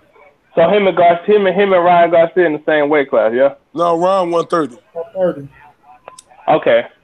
I how did that conversation about Wilder even come up? I don't even like. Why is his daddy talking about Wilder? Like, where is the? No, You know they what I'm was saying? just Like, where is the? they was sitting down with Ellie Segbeck. Ellie Segbeck asked them who would win. They talking about all Anthony Joshua was gonna win. All Wilder's a bum, suck ass shit. Yeah, see, and like you said, man, I agree with everything you said, bro. I think it's too early for them to be talking because we ain't real. Cause let's just be honest, his son, kids, they can't hold Wilder jockstrap. You feel me? Like you know what I'm saying? We know who Wilder is, man. We know what Wilder do in this ring. You know what I'm saying? Wilder just told a motherfucker this past week he go cripple a motherfucker in front of his kids. Man, come on, man. Like stop playing with this man, dog. Just really stop playing with this man. Like let's worry about getting your son up there. Let's worry about getting his name up there before you start. You know what I'm saying? Trying to call and assess everybody else as bums, bro. Like, stay in your lane, as we always say. You know what I'm saying? Y'all just stay in y'all lane. Y'all do y'all thing at 135, and we'll see, bro. You know what I'm saying? But right now, bro, come on, man. Wilder a bum, whatever, because I ain't really got much to say on it because I ain't really hear much about this for real. But, yeah. Hold on, let me say this real quick, Monday, before you go. Shout out to B More Gorilla. He said I speak on Wilder like he don't hold no weight. No, I'm not saying Wilder don't hold no weight. I'm just saying Anthony Joshua hold more weight. Go ahead, Money. Yeah, for them to come out and speak on Wilder like that, man, it's like get your son in a position like when you're in this boxing game, man. You worry about what the next man doing. You understand? I feel like that's a way of throwing off what you should be doing. You understand? So I like Teofimo Lopez. I like the way the kid fight. He do got skills. He do look like he could do something hot in the future. You understand? But to come out and try to bash another man who's at a position where you're trying to get your son to, I just feel like it's some bullshit. You know what I mean? So just worry about your son and what you got to do to get your son to the top, and not worry about heavyweight divisions and people who making millions of dollars. What y'all trying to reach? You understand? Your son got a shoulder injury or something right now, a hand injury or something that he resting up. Worry about on taking care of that, rehabbing that, and getting into the right fights, and keeping his confidence at the right place of not getting overconfident and thinking he can jump his ass in the ring with one of them killers early on because he's trying to get a title fight. He's 20 years old now and say he want to be champion by 21. So he think he ready for Mikey Garcia's and the fighters like that because things early on in his career that you're supposed to be doing against the caliber opponents they put you up against. Now, credit, you did go in there and knock out a motherfucker who fought Felix Verdejo, who went all 12 rounds with it, if I'm not mistaken, and you knocked him out in 7 rounds or something like But that. So, hold on, Money, can I ask you a question? Why you said yeah, Felix Verdejo? Was this the Felix Verdejo before the wreck or after the wreck? I think it was after when he fought Well, that. that don't count. That don't count. Because they want the same I think it Felix was after. Verdejo. That don't count. They want the same Felix Verdejo. I promise you that, bro. I was Yeah, high on, I'm telling everybody around the world, the one fighter who I was high on was Felix Verdejo. After that motorcycle wreck, he fucked himself up. So that guy who Telefimo Lopez beat, who fought Felix for that wasn't the same Felix for Dejo Money. I promise you that. Right. Right. So that's why I say, but that's what he want. That's what he want to base him. Like he want to base himself off of that. Like even I thought he not gonna do out. But like I say, man, worry about your career and what you got to do. Like Ray said, Carlos Barderas, like he said, he whooped his ass in Spawn. You ain't gonna dare run up on him like that. Rolly, I know y'all saying Rolly beat Garcia. We don't know, bro. Rolly is a big ass dude. He did what he had to do inside the ring of Spawn, but Garcia had his moments too. But the thing is this, Rolly, you would never like his stardom would never touch Ryan Garcia's stardom. I ain't gonna say never because never say never, but right now Ryan Garcia is on a whole different level, bro. Money He's never. on a whole different level than you. Money never. Yeah. Never. He will never. You were Yeah. right the first. He will never touch Ryan Garcia's Right. popularity. Never. And like Ryan Garcia say, I'm in your hometown and more people know me than they know you. So why is you walking up on me like you scaring me? Like Ryan Garcia say, who are you? Like who knows you? Don't nobody knows you. You understand? Then I see Rolly at the face off and he looking like he just gonna knock this dude out here on the YouTube. Oh, I'm knocking this dude the fuck out tomorrow. And he get in there and go a hard four. Can't even catch him because he like I didn't see no skills. No, I just seen the man just headhunt trying to get a knockout. I said, that's all you gonna do, boy. You wide. You just want to depend on his power. And he feel like because he did that to Ryan Garcia and Spawn that Ryan's supposed to be afraid of him or something. It's two different levels, kid. Of course, you had your little moments. You did what you did, whatever you did. But right now, Ryan Garcia is here, and you are down there, bro. So it's no comparison. And I think Teofimo Lopez, focus on what you need to focus on, man. Get back in the ring, rehab your hand, your arm, whatever it was, and you and your pop lead wilder out your mouth. But that's a whole different level. And Wilder will see you. Hey, Money, look. Oh, no, Jay, you want to go? No, go ahead, bro. Hey, Money, look. Let me tell you this. I don't like them. I don't like them. That don't mean that I don't think they are nice fighters, bro. But Right. for them to be just that disrespectful this early in their career like that, it's ridiculous to me, bro. Y'all ain't even did nothing in boxing when nobody know who y'all is. I'm not saying that Teofimo Lopez isn't a nice prospect because he damn sure is a nice prospect. One of the best young prospects in boxing, I give him that. But for you and your daddy to come out and be so arrogant and call other fighters trash when Deontay Wilder's a world fucking champion, bro. Something that you ain't even fucking close to, bro. Because let's be honest, who the fuck you gonna be at 135 right now? Man, stop. What you gonna be, Mikey Garcia, Teofimo Lopez? You talk that shit like you the greatest. Well, motherfucker, step in there with Mikey Garcia. You think you gonna be Vasal Lomachenko, motherfucker? Well, step in there with Vasal Lomachenko, and let's see who else at 135 got the belt. Linares. Yeah, you think you? No, Linares Yeah, don't got the Linares, belt no more. Linares don't got the belt no more. Linares. Oh, you talking about champion? I thought you were just talking about big fighters at 35. You know what I'm saying? I'm talking about who got the belts. It's just Mikey and Mikey, Ray Beltran, and Lomachenko. Yeah, Lomachenko. So Ray Beltran.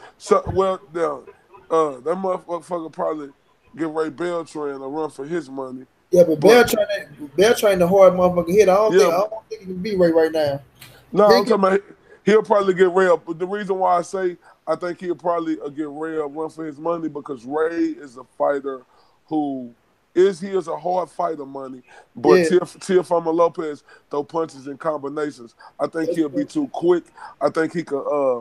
I think he'll be able to throw punches and combinations and step to the side on Ray Beltran and all that. I really do truly believe that.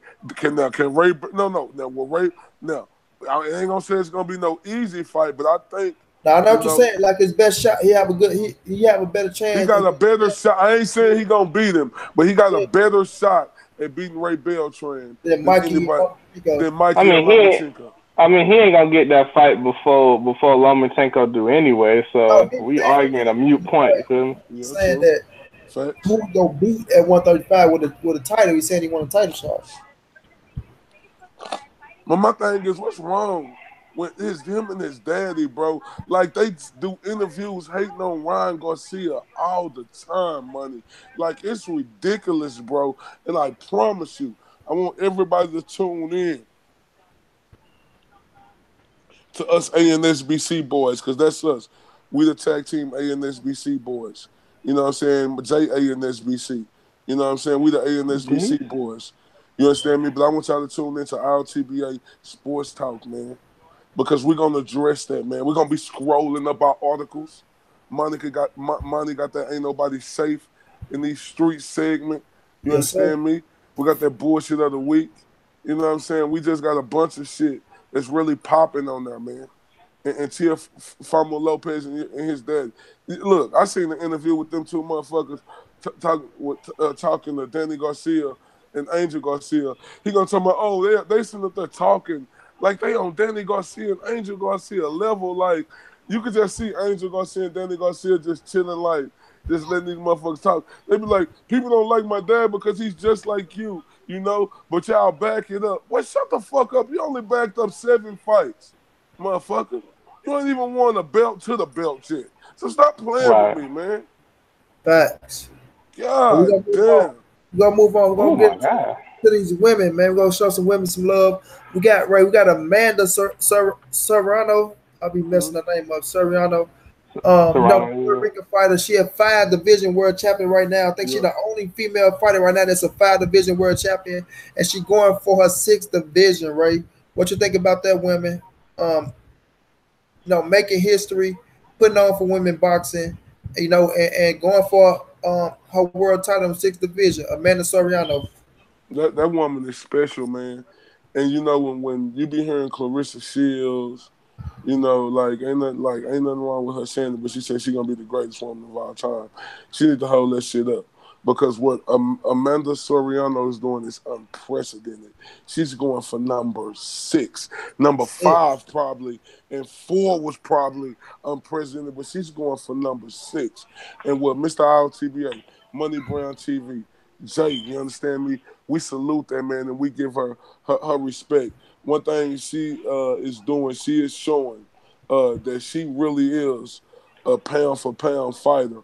And I think it's kind of disrespectful if we look at it, no matter the competition, because we don't know, we can't sit up here and measure the competition of women, right? We just got to give respect due where respect due at. This Right. woman is a 5 division champion, bro, going for her 6th title. You telling me she ain't supposed to be on the pound for pound list? He's fucking right. If not, number man, look at her. No, I'm Right. just saying. I know they probably do men and women different, do they? I ain't never seen no women's pound for I pound never list. seen the women pound for pound list, so So I what? wouldn't know. She's on her hands down. She's on Amanda Serrano. So I'm asking, like, is she on the? Correct me if I'm wrong, everybody on the YouTube world, because I know it's a lot of witty motherfuckers out here who know. Um, is there a pound for pound list for women? Hold on, I'm about to find out, Ray. Hold on. I'm I about to mean, find out. the pound for pound list. You can put your own pound for pound list together for the women. Cecilia Breakers is undisputed. You dig what I mean? So the women's that they out there, bro. Katie Taylor, Clarissa Shields, Amanda Soriano, man, they out there, bro. Michaela But Myers, but my number one fighter in the world, you already know if we Lady doing Hamilton. pound for pound, Christina Hammer, bro. She I ain't the don't care number what. one pound for pound fighter. Man, well, she probably no, she the most skillful motherfucker. Money. She pound for pound to me. The old girl got more accomplishments, but I'm talking about skill, Money. Don't pound for pound go out skill and like dominance and like what you could do in that ring, Money. I ain't saying the Mary Sunday, I know don't do it, but I'm just saying Christina Hammer, bro. I'm telling you, bro, they better keep Clarissa Shields away from that girl right now, man, because Clarissa not gonna beat her, bro. I'm sorry. I'm going for Clarissa Shields. You know, it hurt me to say this, but I'm a truth teller. I don't know if y'all know how I say truth, but that's TRUF, truth. And I think Lady Hammer she gonna work Clarissa Shields. That's my opinion. Lady Hammers. Ray, what's your thoughts on Amanda Soriano? Going for her 6th title in her 6th division. Man, it's beautiful, man. Just to see, you know what I'm saying? Just to just the fact that we talking about it, you know what I'm saying? Like having a woman that's you know what I'm saying? Like, because people don't pay much attention to women's boxing, you know, and I think having these, you know what I'm saying, having that clout out there about women's boxing, you know what I'm saying, is good. I think Clarissa Shields being out there is good. Katie Taylor being out there, that's good for women's boxing, you know what I'm saying? Just so that maybe you can get some of these women on some of these big time Showtime cards and Facebook Live cards and these ESPN cards, you know what I'm saying? I think it's real big. Like, man, I like, oh my God, man, this girl, she, oh shit. Like, when I first saw her weight class, I was like, oh, man, she's small, but, man, she hit hard. I was like, oh, my God, she be knocking these girls noodles loose, don't she? I was like, man, I think 8 on that. Last 9 was by knockout. When she fight again? September 8th, I think it is. When is it? All right. I think it's the 8th. I think it's the 8th of September. Amanda Serrano. I think it's September the 8th is when she going for the belt, right? I put her on the card. Oh, okay, awesome. On televised or? She might be. I don't know. You know what I'm saying? You know what I'm saying? And as boxing fans, I think that's something we should be calling for. You know what I'm saying? To be able to get these girls out there in that spotlight. No, you know what I'm saying? I agree, Jay. I agree, and I think it's happening. It's just don't expect it to happen too much. This is like the WNBA. That shit been around for 20 goddamn years. Right. But I mean, I think the state I love the women. I love the women. Hey, I do, yeah.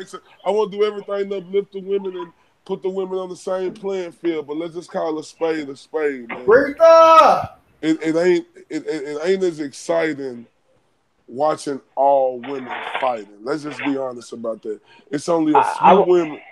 Go ahead, Jay.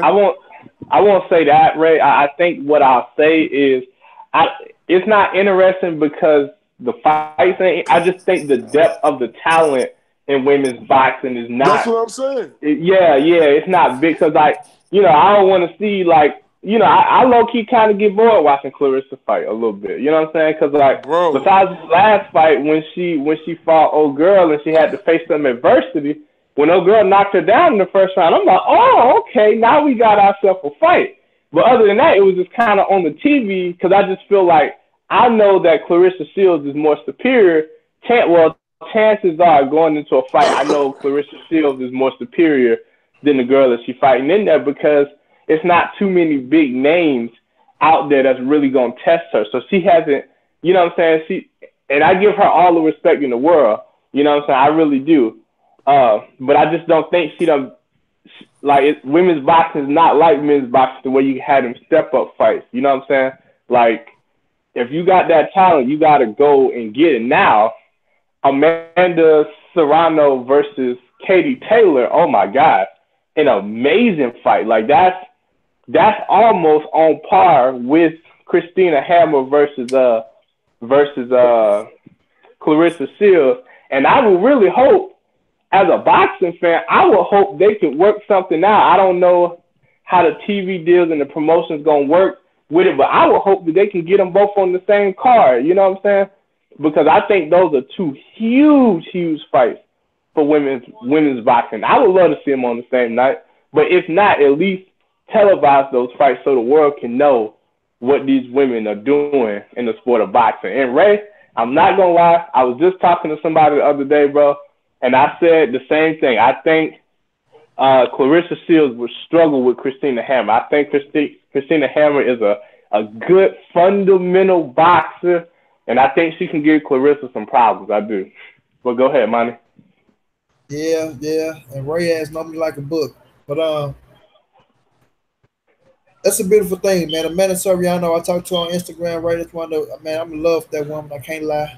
But man, one hell of a fighter, man. A tough fighter, a strong fighter. I think she did did she have an MMA fight where she won? Yeah, she went out to the UFC, and I kept telling her, like, I don't know why you're doing this type of shit, you know, because you gonna make history in this boxing game, you know. Had the Hardy took her ass over there. She won her first fight, which was bloody and gruesome, but she got her ass 2 up her second fight. But Amanda Soriano, man, her and her sister, 2 great women for the sport, man. 2 great women for the sport. Absolutely. Went up to a 6th fucking division. she got to win first of all, but it's still something that's unheard of, yo. You know what I'm saying for women, you know, that's some all time great shit. You know, winning in six division. You know, and she always say she like to challenge herself, challenge herself, Yeah. challenge herself. So I respect it, yo. If she get in there, and she take that belt in her six-weight division. It's nothing no one can say. Just give her props, give her credit. That one hell of a fighter, like I say, challenging herself every day, all day. And like you say, Jay, her and Katie Taylor has to see each other. You know, they got to see each other. Mm-hmm. That's the fight that's out there. Like Katie Taylor, I think Katie got a sister right now, so she gonna fight the other Soriano. Um, and that's gonna be one hell of a fight. You know, it's gonna be one hell of a fight. But I see Katie taking her out. But right now, man, the women boxing is since the later Ali days and the Ann Wolf days. I think it's hotter than it's ever been, man. I think these women they getting showed on television now. You see Clarissa doing that thing. I know y'all talking about Lady Hammer's gonna beat her. I can't see it, but you still I see ain't these, say beat. I said give it to them. yeah, you keep see these women's they on television. You see Katie Taylor especially, man. Katie Taylor fucking career just moving at a rapid pace. That's one of my I don't know like that's my I gotta say second favorite female woman behind Clarissa. I gotta give it a yo. Katie is one hell of a fighter. And shouts out to Eddie Hearn. You know, I talk a lot of shit about him. I do still think he a slime ball, but he moving Katie Taylor the right way. Like she fight October 6th in Boston. Well, is it in October? If it's the October quarter, it's in Boston. Whatever quarter in Boston, you know, we take her there because That's you know the October Irish people 20th. there. No, you got the Irish people there for it, but salute to the women division, man. Like they is on the rise, yo. They're on the rise, and I like to see that. I just want to see them keep it moving and keep it pushing.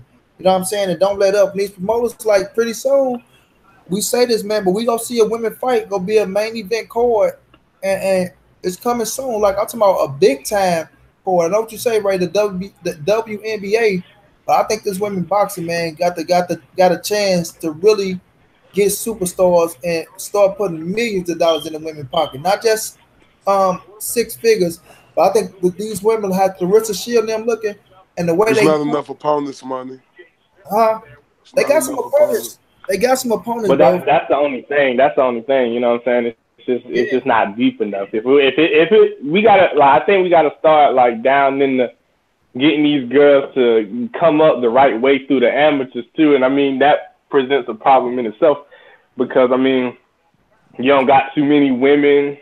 You know what I'm saying? You don't got too many women in the amateurs, especially in the U.S. You know what I'm saying? But as we get those women in, I think we, you know what I'm saying? I think got to take a little bit more time making sure they stay. You know what I'm saying? Trying to find a way to keep them in the system, bring them through the amateurs, get them a lot amateurs, and get them a lot of fights too. You know what I'm saying? So Well, I'm sure this we can move on, but I just feel like they growing, man. They growing. Like I said, they keep on doing what they doing. They winning at the rapid pace. If they going ass, I can see them women putting at least $1 million or $2 million in their pocket and headline a big card. They got men hmm fighting on a co-main event. Hey, money. I need to jump up off of her, man. Shout out to my boy Money Brown TV. I want everybody to subscribe on here to Money Brown TV, man. It's your boy Mr.Iotba. I'm from that 214. I'm on that bullshit again. Salute to the boy Jay. I want everybody to follow me on Instagram at Mr. underscore IOTBA. Money, I'm gonna get with All right, bro. you in a few. All right. all right, bro. All right, Jay. We can move on to the next topic. Jay, next topic was um, you think these promoters, bro? You know, we got Top Rank, we got Golden Boy, we got the PBC, we got Matchroom, we got Frank Warren. I forgot what Frank Warren's called. We got well, it was K2, but now we got 360 Promotion. Do you think, Jay, with all these damn promoters out here, that they need to start putting their pride to a side a little bit and start making these big fights happen, bro? Do you think promoters? Well, I ain't gonna say all pro, but do you think that hold the sport back from really blossoming, bro, to get to where we need to get to? I mean, I think this go back to a personal conversation you and I had about this some months ago, and I told you I think the UFC kind of figured it out, right? I think I Yeah, kind of get it. I think the UFC figured it out. One promoter, one guy, one matchmaker. Like this is how it's gonna be. Now, there's downsides to that. But I think if these guys can't work together, we gotta find a new solution or something because it's too many guys, because not all the big names are gonna fall under one promotion company. You know what I'm saying? Like that's just ludicrous. It'll never happen. But yes, I think these guys are hurting the sport of boxing, trying to look out for their own pockets. You know what I mean? It's like, oh well, if this guy a moneymaker, I'm not gonna make this guy take a risk and fight another big guy. Why? Because my pocket's getting filled with him fighting nobody, him keeping the belts. You know what I'm saying?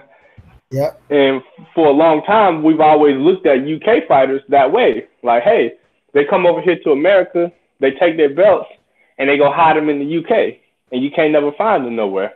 You know what I'm saying? And then when it's time to get mandated to fight a top guy or to fight a top dog, they end up either moving up, vacating the belts, and going on about their business. You know what I'm saying? That was our problem for a long time with UK fighters.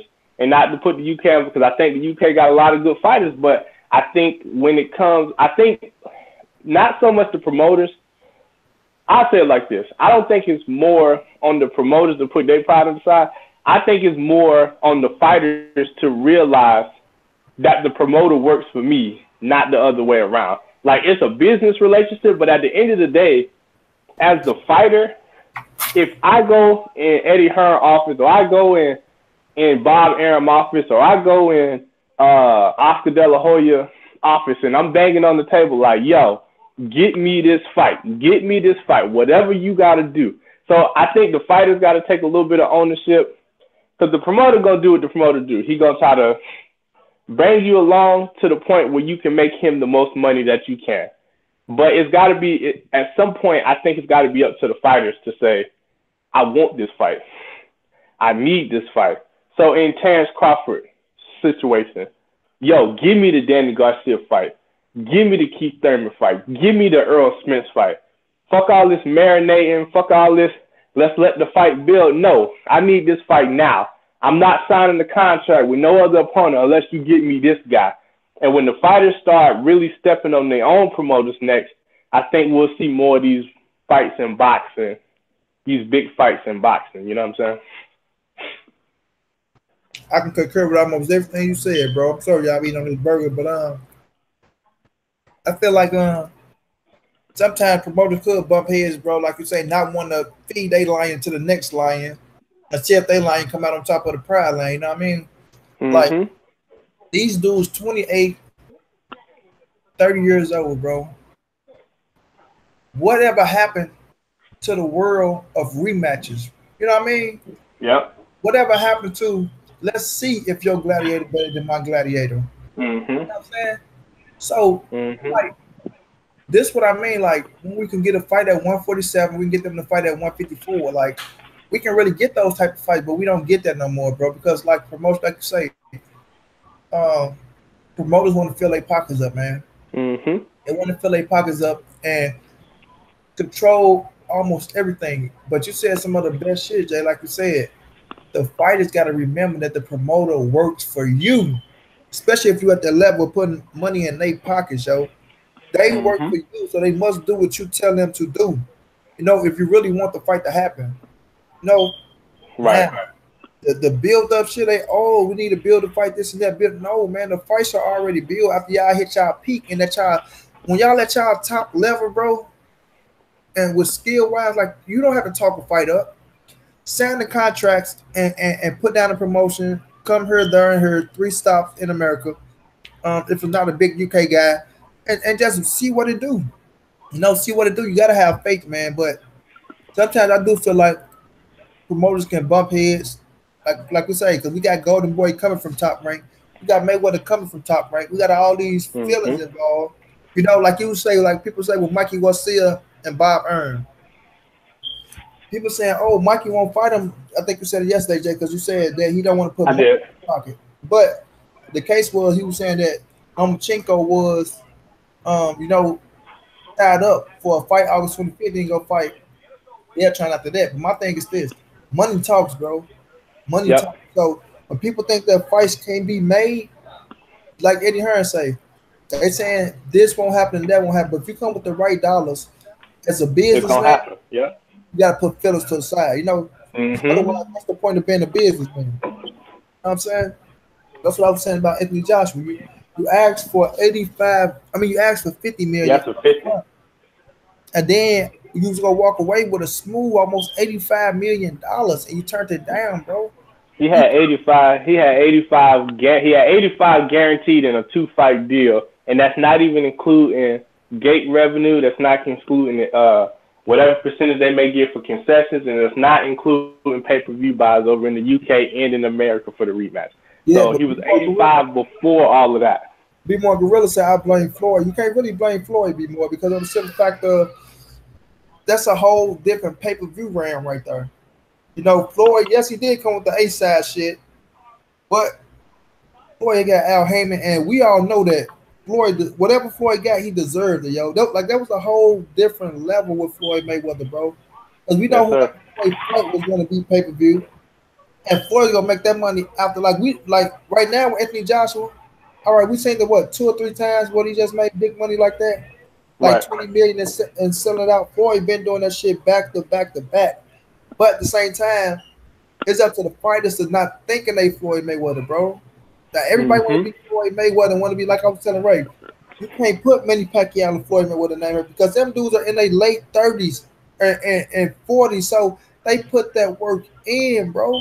We talking about 26 years old, and you know what I'm saying? Like these cats is young Yeah. and they thinking they deserve this, that, and the third, like because of what y'all. 23-0. Ain't fault nobody. But y'all telling us the fans what y'all gonna do. Like y'all telling us no. We're gonna sit here, we're gonna stall y'all out, and y'all are gonna pay more.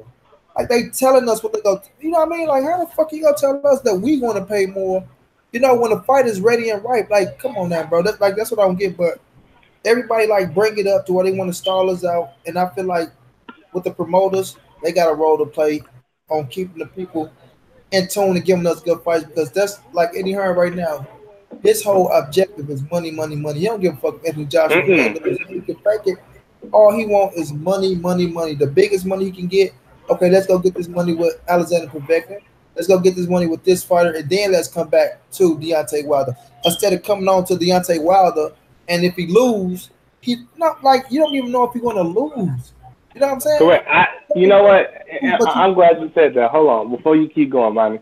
I'm gonna jump in, and I'm glad you said that because yes, you don't even know if you're gonna lose, but the sense that I get from Eddie Hearn of why they keep delaying this fight and trying to build it up or trying to get Wilder to take that $15 million flat fee, I feel like it's that way because I feel like there's a sense in Eddie Hearn that really believes Joshua can't beat Wilder.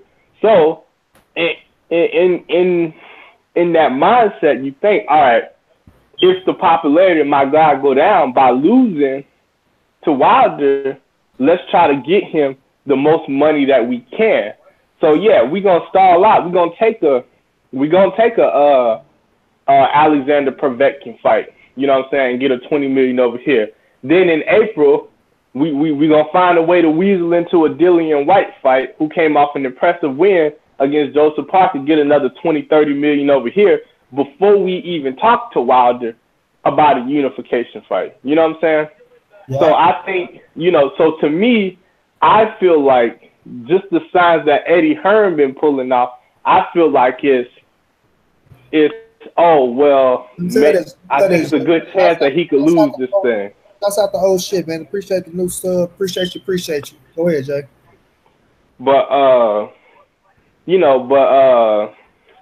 that's just how I look at it. Because you look at Eddie Hearn energy against Joshua when you talk Joshua Wilder against what's Earl Smith's advisor's name? What's my man's name? Al Heyman? Yes, sir. Al Heyman. He like, hey, whoever win the Danny and Porter, they gotta go fight Earl Spence. Period. You know what I'm saying? Keith Thurman, before he went out, we gonna make Keith go in there and fight Earl in the unification fight. You know what I'm saying? He putting his bulls against each other and understanding that this is what's best for boxing. And the money gonna take care of itself. You know what I'm saying? No matter at what point in time we make these fights. But these guys, $1 million fighters, man. They're $1 million fighters. You don't have to juice these fights up. We already want to see these fights. You know what I'm saying? That's just what it is. We already want to see these fights. But go ahead, finish your point, bro. Yeah, we can move on, but yeah, that's my whole idea, man. Like seeing them dudes doing that, man. It's like promoters, they need to step up and give us the fights that we need. Like we've been Mm-hmm. too long for these fights, and we want to see fighters fight in their prime, man. You know, we want the best first, the best in their prime, not when they get 33, 34 years old and they Correct. want to come up. You know what I'm saying? Like, and they can make the fights happen, man. They just went about filling their pockets and going through a whole different roster that they got in their stable. So at the end of the day, fighters need to step up, you know, and demand the fights because they could. I understand that y'all do love money and y'all do want to listen to y'all teams, but us, the fans, is what count because we the one that's gonna pay the money for the shit. Dig what I mean? Mm-hmm. So Mm-hmm. that's a little subject me and Jay was touching on. Now we can touch on this subject right here, Jay. We can talk about the middleweight division, bro, and the best fights that we can see at the middleweight division. Um, Oh, shit. like we can say, we got Canelo and Triple G. So right off the bat, we gotta say they the number one and number two middleweights. That's just how I'm looking at it. You Yes, got sir. Derevchenko going up against um, Danny Jacobs. Jacobs. You got Jamal Cholo there. You got Demetrius Andrade going up against Billy Joe. Yeah. Billy Joe. You know, so we got great fights out there. What's your take on the middleweight division, Jay, and the best versus the best? Man, I'm not gonna lie, man. I felt like it took a long time for this division to come around. To tell you the truth, man, this division is one of those divisions where I always thought it was always big fights to be made, but nobody really wanted to go across that Triple G pattern. You know, it took a man coming up from 54. Well, actually, no. Let me give credit to Danny Jacobs because Danny Jacobs had been calling Triple G name for a while, and it wasn't until the WBA mandated him to fight Danny Jacobs that he fought him. So once that fight got made, I think the floodgates open, and now we seeing the best fight, the best at 160. I like I said, I think it took a long time because I think there's been a lot of cream on the crop at 160, but I just think everybody was so enamored with Triple G that people forgot about the talent that's in that division. Right now, let's see. Jamal Charlo, I think, was last rumored to be possibly doing the show in Houston with his brother in possibly October, November time frame. Now, opponents I would like to see him fight, well, all the real big names are gone right now. But as far as for a homecoming fight, I think him versus Willie Monroe Jr. could be a decent. I think that could be a decent fight. A slick southpaw, slick southpaw boxer at 160. David Lemieux's out there. I think that's a pretty decent step up challenge at 160 for Jamal. If he look, just for his upcoming possibility of dates in Houston, of guys that may come to Houston. I'm not sure David Lemieux would come to Houston, but I think if the money right, you may be able to get Lemieux to come to Houston. Trying to think who else could be out there for him to fight.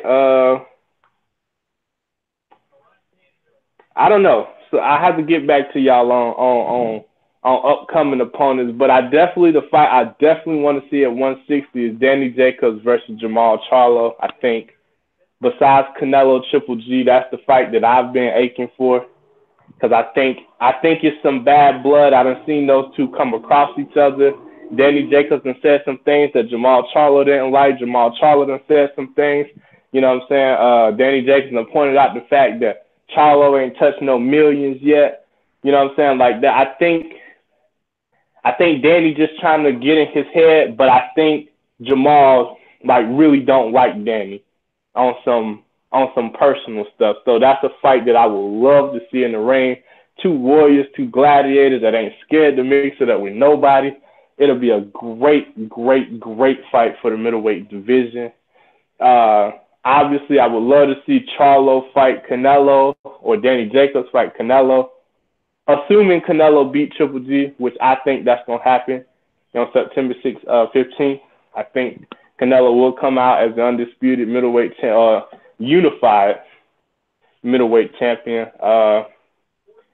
But that's all I got right now as far as the middleweight division go. Jamal Charlo versus Danny Jacobs is big on my list. Very, very high on my list. Yeah, I can see that, Jay. I like um looking at it as a whole, I always get down to the champions. I always say this. All right, we got Triple G Canelo, so that's one, two.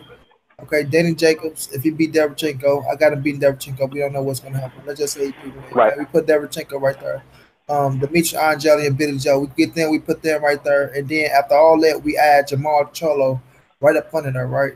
So my thing is this, because I always want to see the best versus the best, bro. And that's my whole situation right now. I feel like this year should be the year of undisputed for every division, not just one division. I think for every division in boxing, if you are in that division, you should be shooting to be the undisputed, champion of the world at that division. I feel like it's that time now for us to see one champion in every division and see who's the best. So when I look at it and you mismatch it up, the great fights that you can look at in the division, and you said one of them is Danny Jacobs versus Charlo. Like, I think that fight got a storyline. Every fight that got storylines behind it should be made. I feel like that's a fight that can be made. Billy Joe had a little beef with Canelo. I would love to see that fight. That's what makes the 160-pound division that much good, because it's deep, yo. It's deep.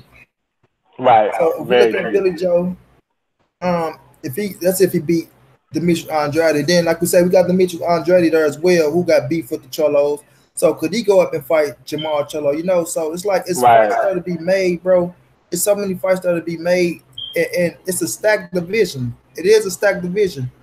Yes, sir. 1 minute, y'all.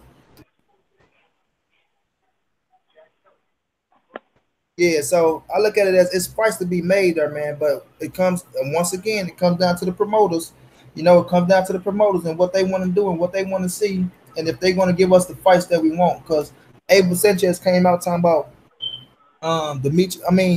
Charlo run his mouth too much, so he don't deserve a fight with Triple G after he was the mandatory to the belt.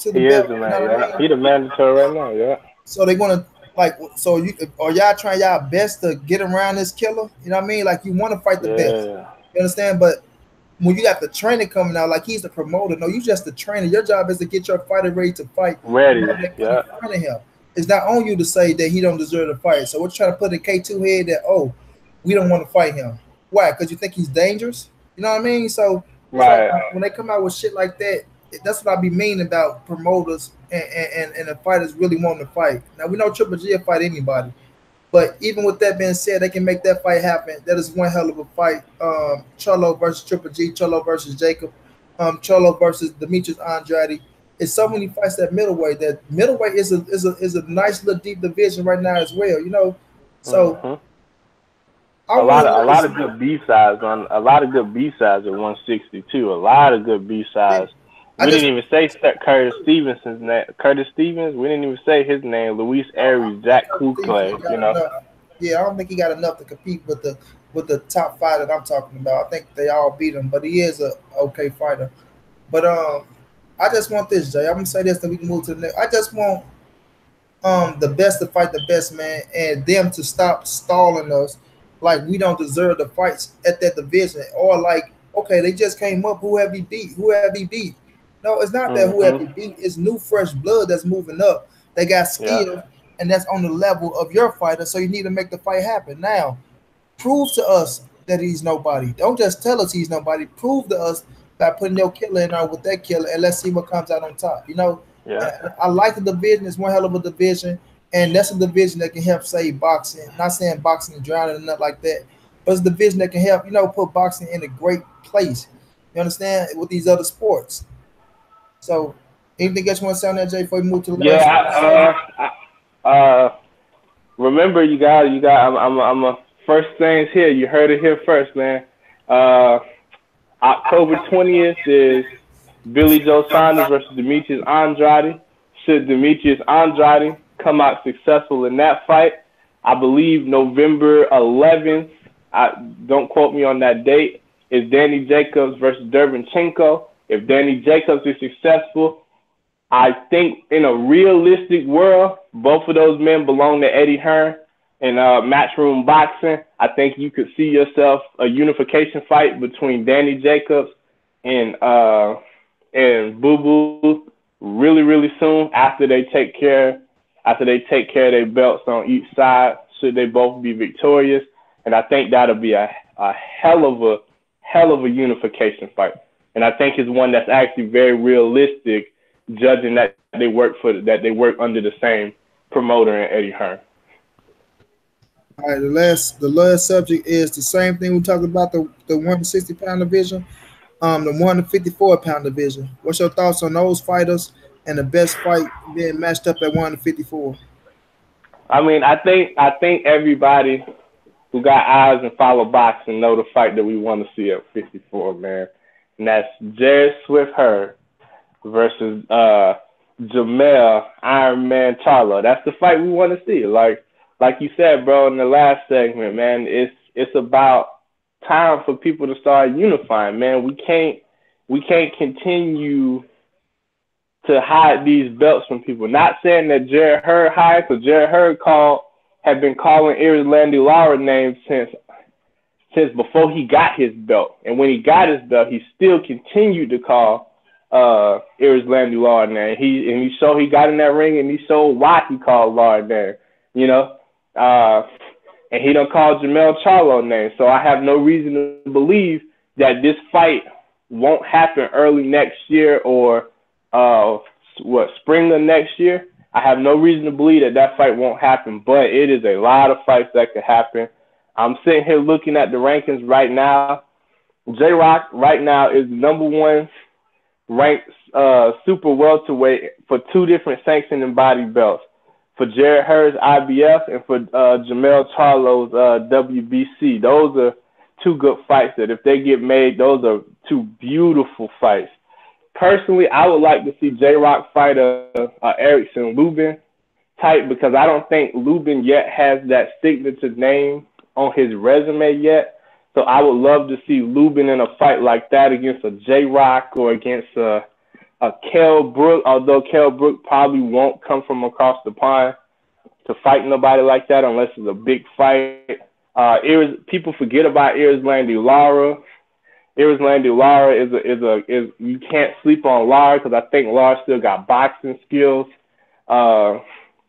He's a guy that I would like to see a J-Rock or a Lubin fight, you know, just to mix it up a little bit. You know what I'm saying? Like, I don't want Lara to be out too long trying to chase a rematch with Jared Hurd or trying to chase a title fight against Jamel Charlo, which that could happen actually if you're looking for somebody to come to Houston.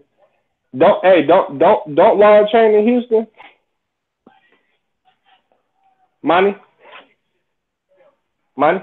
you there? Yeah, I'm hurt. Go ahead. What you say, Jay? I said don't Lara train in Houston? Yeah. So I mean, if Jamel looking for a dance partner, in Houston, man, maybe Lara will take that up, you know, especially coming off a fight where I don't think he looked great on the back end of that fight against Jared Hurd, but I think he's still a quality fighter at 154, and he got to be respected. Man, there's just so many guys. Kell Brook up there. You know, I don't know how he got so high in the rankings at 154, but undoubtedly he's still a really good fighter. And I think him versus a Charlo or him versus Jared Hurd will be a great fight for the 154-pound weight division as well. But go ahead, Monty, give your thoughts on this thing. Hold on, give it a little bit more. Go ahead, Jay, a little bit more record, bro. Oh, okay. Let me see. Looking down through the record, man. Just recently, Jaime Munguia beat Liam Smith in an impressive fashion. You know what I'm saying? Who's the for those who don't know, Jaime Munguia is the WBO super welterweight champion. He won that fight after a 4th or 5th round knockout of Saddam Ali, who beat Miguel Cotto in his farewell fight to win the belt. So Jaime's out there. Jaime's talking about he wants a unification fight with Jarrett Hurd. So it's a lot of fights to be made, and I don't know who Jaime's with or who he signed with promotion wise, but he seems like a guy that's willing to get in there. Try to get him, but I don't think they got him. Because I thought Eddie Hearn was trying to get him as well, but I'm not sure where they at with that or where he at promotion wise. But he a free agent, and he gonna try to get his money and get his big fights while he out there. And he's a talented fighter. I don't want to say he trash, but he's a really good fighter. All right, I'll pick it up now, Jay. I'm back. Sorry about that, y'all, but yeah, the 154-pound division, man. Like you say, Jay, a lot of fights that can be made. Like I said, I always look at the champions, man. Miguel, Jarrett Hurd, Jamel Cholo, sorry. The Jaime Miguel and the Liam Smith fight, it showed me that Jaime is still like, and what I like about the kid is this, Jay. He admitted to that he's green. You understand? He admitted to it. He said, I'm going to look green, but I'm learning on the job. He's one of them kids that you better catch early. You know what I'm saying? Yep. You better catch early because one thing about him is he's not afraid, bro. He's not afraid. And Liam Smith was in there with some shit. And I know a lot of people saying Liam Smith this, Liam Smith that. I had Liam Smith beat Saddam Ali myself. But Liam Smith hit Jaime Miguel with some shit. And that's why I tell people, Liam Smith knew how to fight, bro. He can fight. Just because what Canelo did to him, it be them type of fighters that just on a different level, bro. You know what I mean? Terrence Crawford, Earl Spence. They got different skill sets. But when you look at that fight overall, bro, Liam Smith held his own. But the thing about Jaime Miguel is he was a young kid. I think he's 21, 22 years of age. Yeah, he's young. Yeah, he went in there and he held his own. Like he was getting hit with some shit and he was taking the shots, you know. But I will say this. If that was a Jamel Cholo shot, I don't know if he's standing there taking the shot. I could put him down. And I say Jarrett Hurd even got some crack. So if it was Jarrett Hurd, which I feel like he can hang it on with Jarrett Hurd a little bit into the later rounds, because we know Hurd gets stronger as the fight go on. Yep. You know, so with that being said, we do want to see Jarrett Hurd versus Jamel Cholo. That's the fight. That is the fight in 154 right now. That is the fight. And we want that fight. We thought we were going to get that fight in September or November sometimes. But now Jarrett Hurd's saying with this damn injury shit. You understand? And now we got to remember Kell Brook is at 154 also. You know, so he's a possibility. Actually, just to throw it out there, Kell Brook is number 2 in the WBA rankings, which could make him the mandatory very, very soon. Aries Landy Law is number 3 for the WBA, which they could mandate that rematch. Like I said, J-Rock is the mandatory right now for the IBF. Well, not the Spokane mandatory, but he's number 1 in the IBF rankings. And J-Rock still is number 1 for the WBC in the WBC rankings as well. So those are fights that when you look, and how ironic would it be for J-Rock to get his second title shot against the brother of the man who gave you your first fight lost as a professional? That would be a cool little story, and I think that would be a really good fight because I think I'll be honest with y'all. I wasn't very impressed with Jamel's last performance against Austin Trout. I wasn't. I thought I was expecting him to be able to use his jabs, sit down on his body punches, and really, I had him stopping Trout late, I thought, but it just seemed like he was too eager to get the knockout. It seemed like he smothered a lot of his good work that he could have had trying to get the knockout, you know, instead of just boxing and letting the knockout come to him. So I think coming off a performance like that against Austin Trout, he did get the win and he won decisively. But I think if I'm J-Rock, I see some things that I can do in there against Jamel Charlo to be confident in that fight. Because J-Rock is no bum. I don't want people to think that just because he lost to Jamal caught him with a really good shot, and Jamal got great power. But can Jamel get him out of there with that same type of power? I don't know. I really don't know. You know, because I think Jamel's he was on a he was on a three fight knockout streak before Austin Chop against lower level oppositions. You know, and not to take nothing away from him, but you know, I just want to play devil's advocate. You know, like can Jamel get in there and get a level fighter, which I think J-Rock is. I think J-Rock is an A-level fighter at 154. Can he step in there with J-Rock and get J-Rock out of there? Because J-Rock is not Charles Hadley. J-Rock is not Erickson Lubin. Well, although I think that would be a really good fight. That's a toss-up, actually. And, we just have to see. And I would love to see if they can't get the Jared Hurd fight made, I would love to see J-Rock versus Jamel Charlo, because I think that would be a good test for Charlo, and I think it would be a good test for J-Rock to see what he learned from his last title shot to get a second title shot against the brother of the man that gave you your first loss. Yeah, I like that too. I like J-Rock. J-Rock, my guy, man. I feel like he fought his way back in that Jamal Charlo fight. I felt like he fought more instead of thinking more. No, I think being a young kid like he was and being dropped like that, you know how them young kids, they want they drop back and they want to look more impressive instead of using your head and just boxing and getting them points back, which he did. Right. He can fight his ass off. J-Rock can fight his ass off.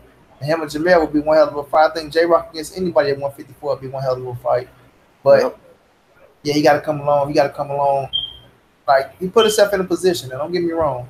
He fought back. Oh, yeah. He fought back. And now, one more contender fight, then he'll be ready for a championship fight, you know. So, but when that's why I think the Lubin fight is I think Lubin will be perfect for him. I think him versus Lubin in a either WBA or WBC eliminator would be a beautiful fight. Yeah, but Lubin gotta get his way back because he ain't fought the competition that J-Rock fought to get back. So I won't say a Lubin. I'll probably go another direction with Lubin. Yes, I like Lubin. He a tough kid, but J-Rock fought the tougher competition to get back, and I just feel like Lubin gotta come back and get one of those type of fights under his belt to show that he's really back from that devastating knockout from Jamel Charlo. But I'm just gonna look at it in this situation, and then we can end it up. The belts, man, held by McGill, Charlo, and Hurd. That's a little 3-round robin right there. And if you can throw one more top name in there right now, I think I'll throw Laura in there. Yep, I think I'll throw Laura in there over everybody else at 154 because, like I say, he did beat Laura Hurd, but we seen Laura take his ass to that next level. You know, we seen Laura to that next level. And the thing is this with Jamel Charlo, he said he wanted to fight Laura, but like I always reiterated in my triangle theory where Hurd, Laura, and Jamel Charlo, I always thought Hurd could beat Laura because of his pressure, because you cannot let Laura think in the ring. I always thought Charlo would beat Hurd because the power and Hurd just walking right in and taking shots. I do think Charlo is the strongest puncher at 154. And I always thought Laura might be the best man to beat Jamel Charlo because Jamel Charlo give you time to think in the ring. And when you got somebody like Laura, I don't think nobody can think as much as Laura once he get into a rhythm and the boxing like that when he want to take you left, right, forward, or back. I don't feel like nobody can beat that man at that Cuban style of boxing. So right now, I don't even think Jamel would try to entertain the fight with Laura now since Laura don't got that belt, you know. And not saying he won't fight him, but I just feel like he'll look at that as a dangerous fight. Like it might be too dangerous. You know what I'm saying? Especially you saying you don't think Jamel will or you don't think Hurd will? Because you said Hurd.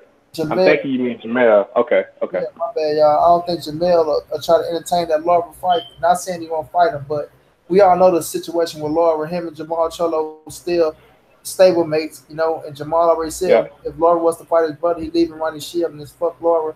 So we don't know if that's going to happen, especially now that Laura don't have a belt. So it's really nothing there for Jamel to get. You know what I mean? So, and especially after Laura just got through losing against to her, and I feel like that took something out of Laura, yo. I think it did. Yeah, I think so now too. I could really, to say Charlo will still be Laura right now. I was leaning towards saying maybe Charlo now because now it took a lot out of Laura with that Hurd fight. But then again, after seeing Charlo against Austin Trout, and don't get me wrong, y'all say y'all don't like the performance. It's the performance okay with me. I just think the veteran fighter in Austin Trout that knows how to survive, yo. He knows how to survive. Charlo still knocked him down. And I feel like the way Hurd stopped Trout is because he pressure, and he was willing to take it to give it. And that's not Jamel Charlo's style. You know, Jamel Charlo is I'm gonna box you and I'm gonna look impressive to you and try to take less punishment as possible. When Hurd go out there and his big body ass, his whole thing is I'm gonna walk you till I break you, and then I'm gonna take you out. You understand? And Right. that's his style, and you gotta respect it. And it works for him, yo. It works for him. But I like the 154-pound division. I think there's a lot of good fights that can be made there. I hope they do get made for people to start moving up and give us the fights we want. Like I say, Hurd and Charlo is the fight that we all want. So I pray they give us that fight and don't know bull crap happen. But we'll just see what happens in the future, bro. We'll just see what happens in the future. But let me ask you this in closing: would you be upset if Jared Hurd decided to take the Munguia fight before he fought a Jamel Charlo? You know what I'm saying? Like, actually, I'm gonna throw two things at you. One's gonna be a statement to rebuttal what you said, and then the quote: would you be mad at Jared Hurd if he decided to take a Jaime Munguia unification fight before he took the Jamel Charlo unification fight? Not if the Charlo fight is next. I won't be mad because then it's like you pushing for undisputed. Like I say, once you pushing for an undisputed fight, I will never be mad at that. I won't be mad at all if he fight Jaime McGill. I can't get mad at a champion fight another champion. You dig what I mean?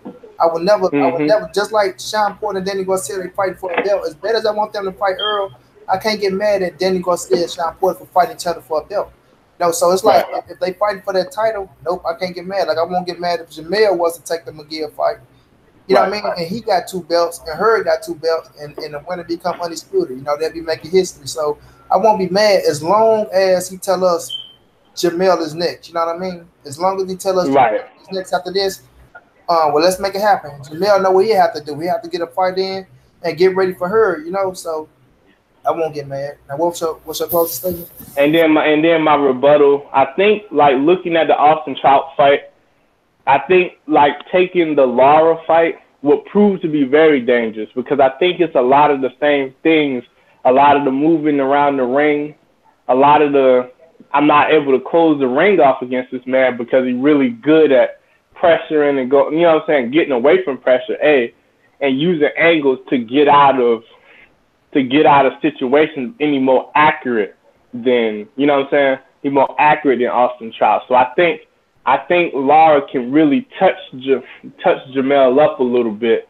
you know what I'm saying? But I do like Jamel in the fight, but I think it could prove to be a very, very, very difficult fight for Jamel Charlo. I don't think Jamel is going to be able to do to Lara what Jared Hurd did, obviously because of styles, but Jamel Charlo is starting to try to implement that whole walk you down type of feel to his game as well. I just don't think he's as effective with it because, like you said, he's not willing to take the punches to get his offense off either. So I honestly would like to see Jamel challenge himself and take the Lara fight before fighting Jared Hurd. That's just me personally. And I would like to see Jaime fight Jared Hurd.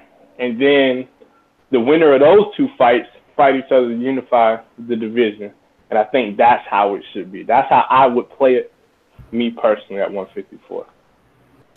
No doubt, no doubt. But that was the show, man. I appreciate everybody for rocking with us, man.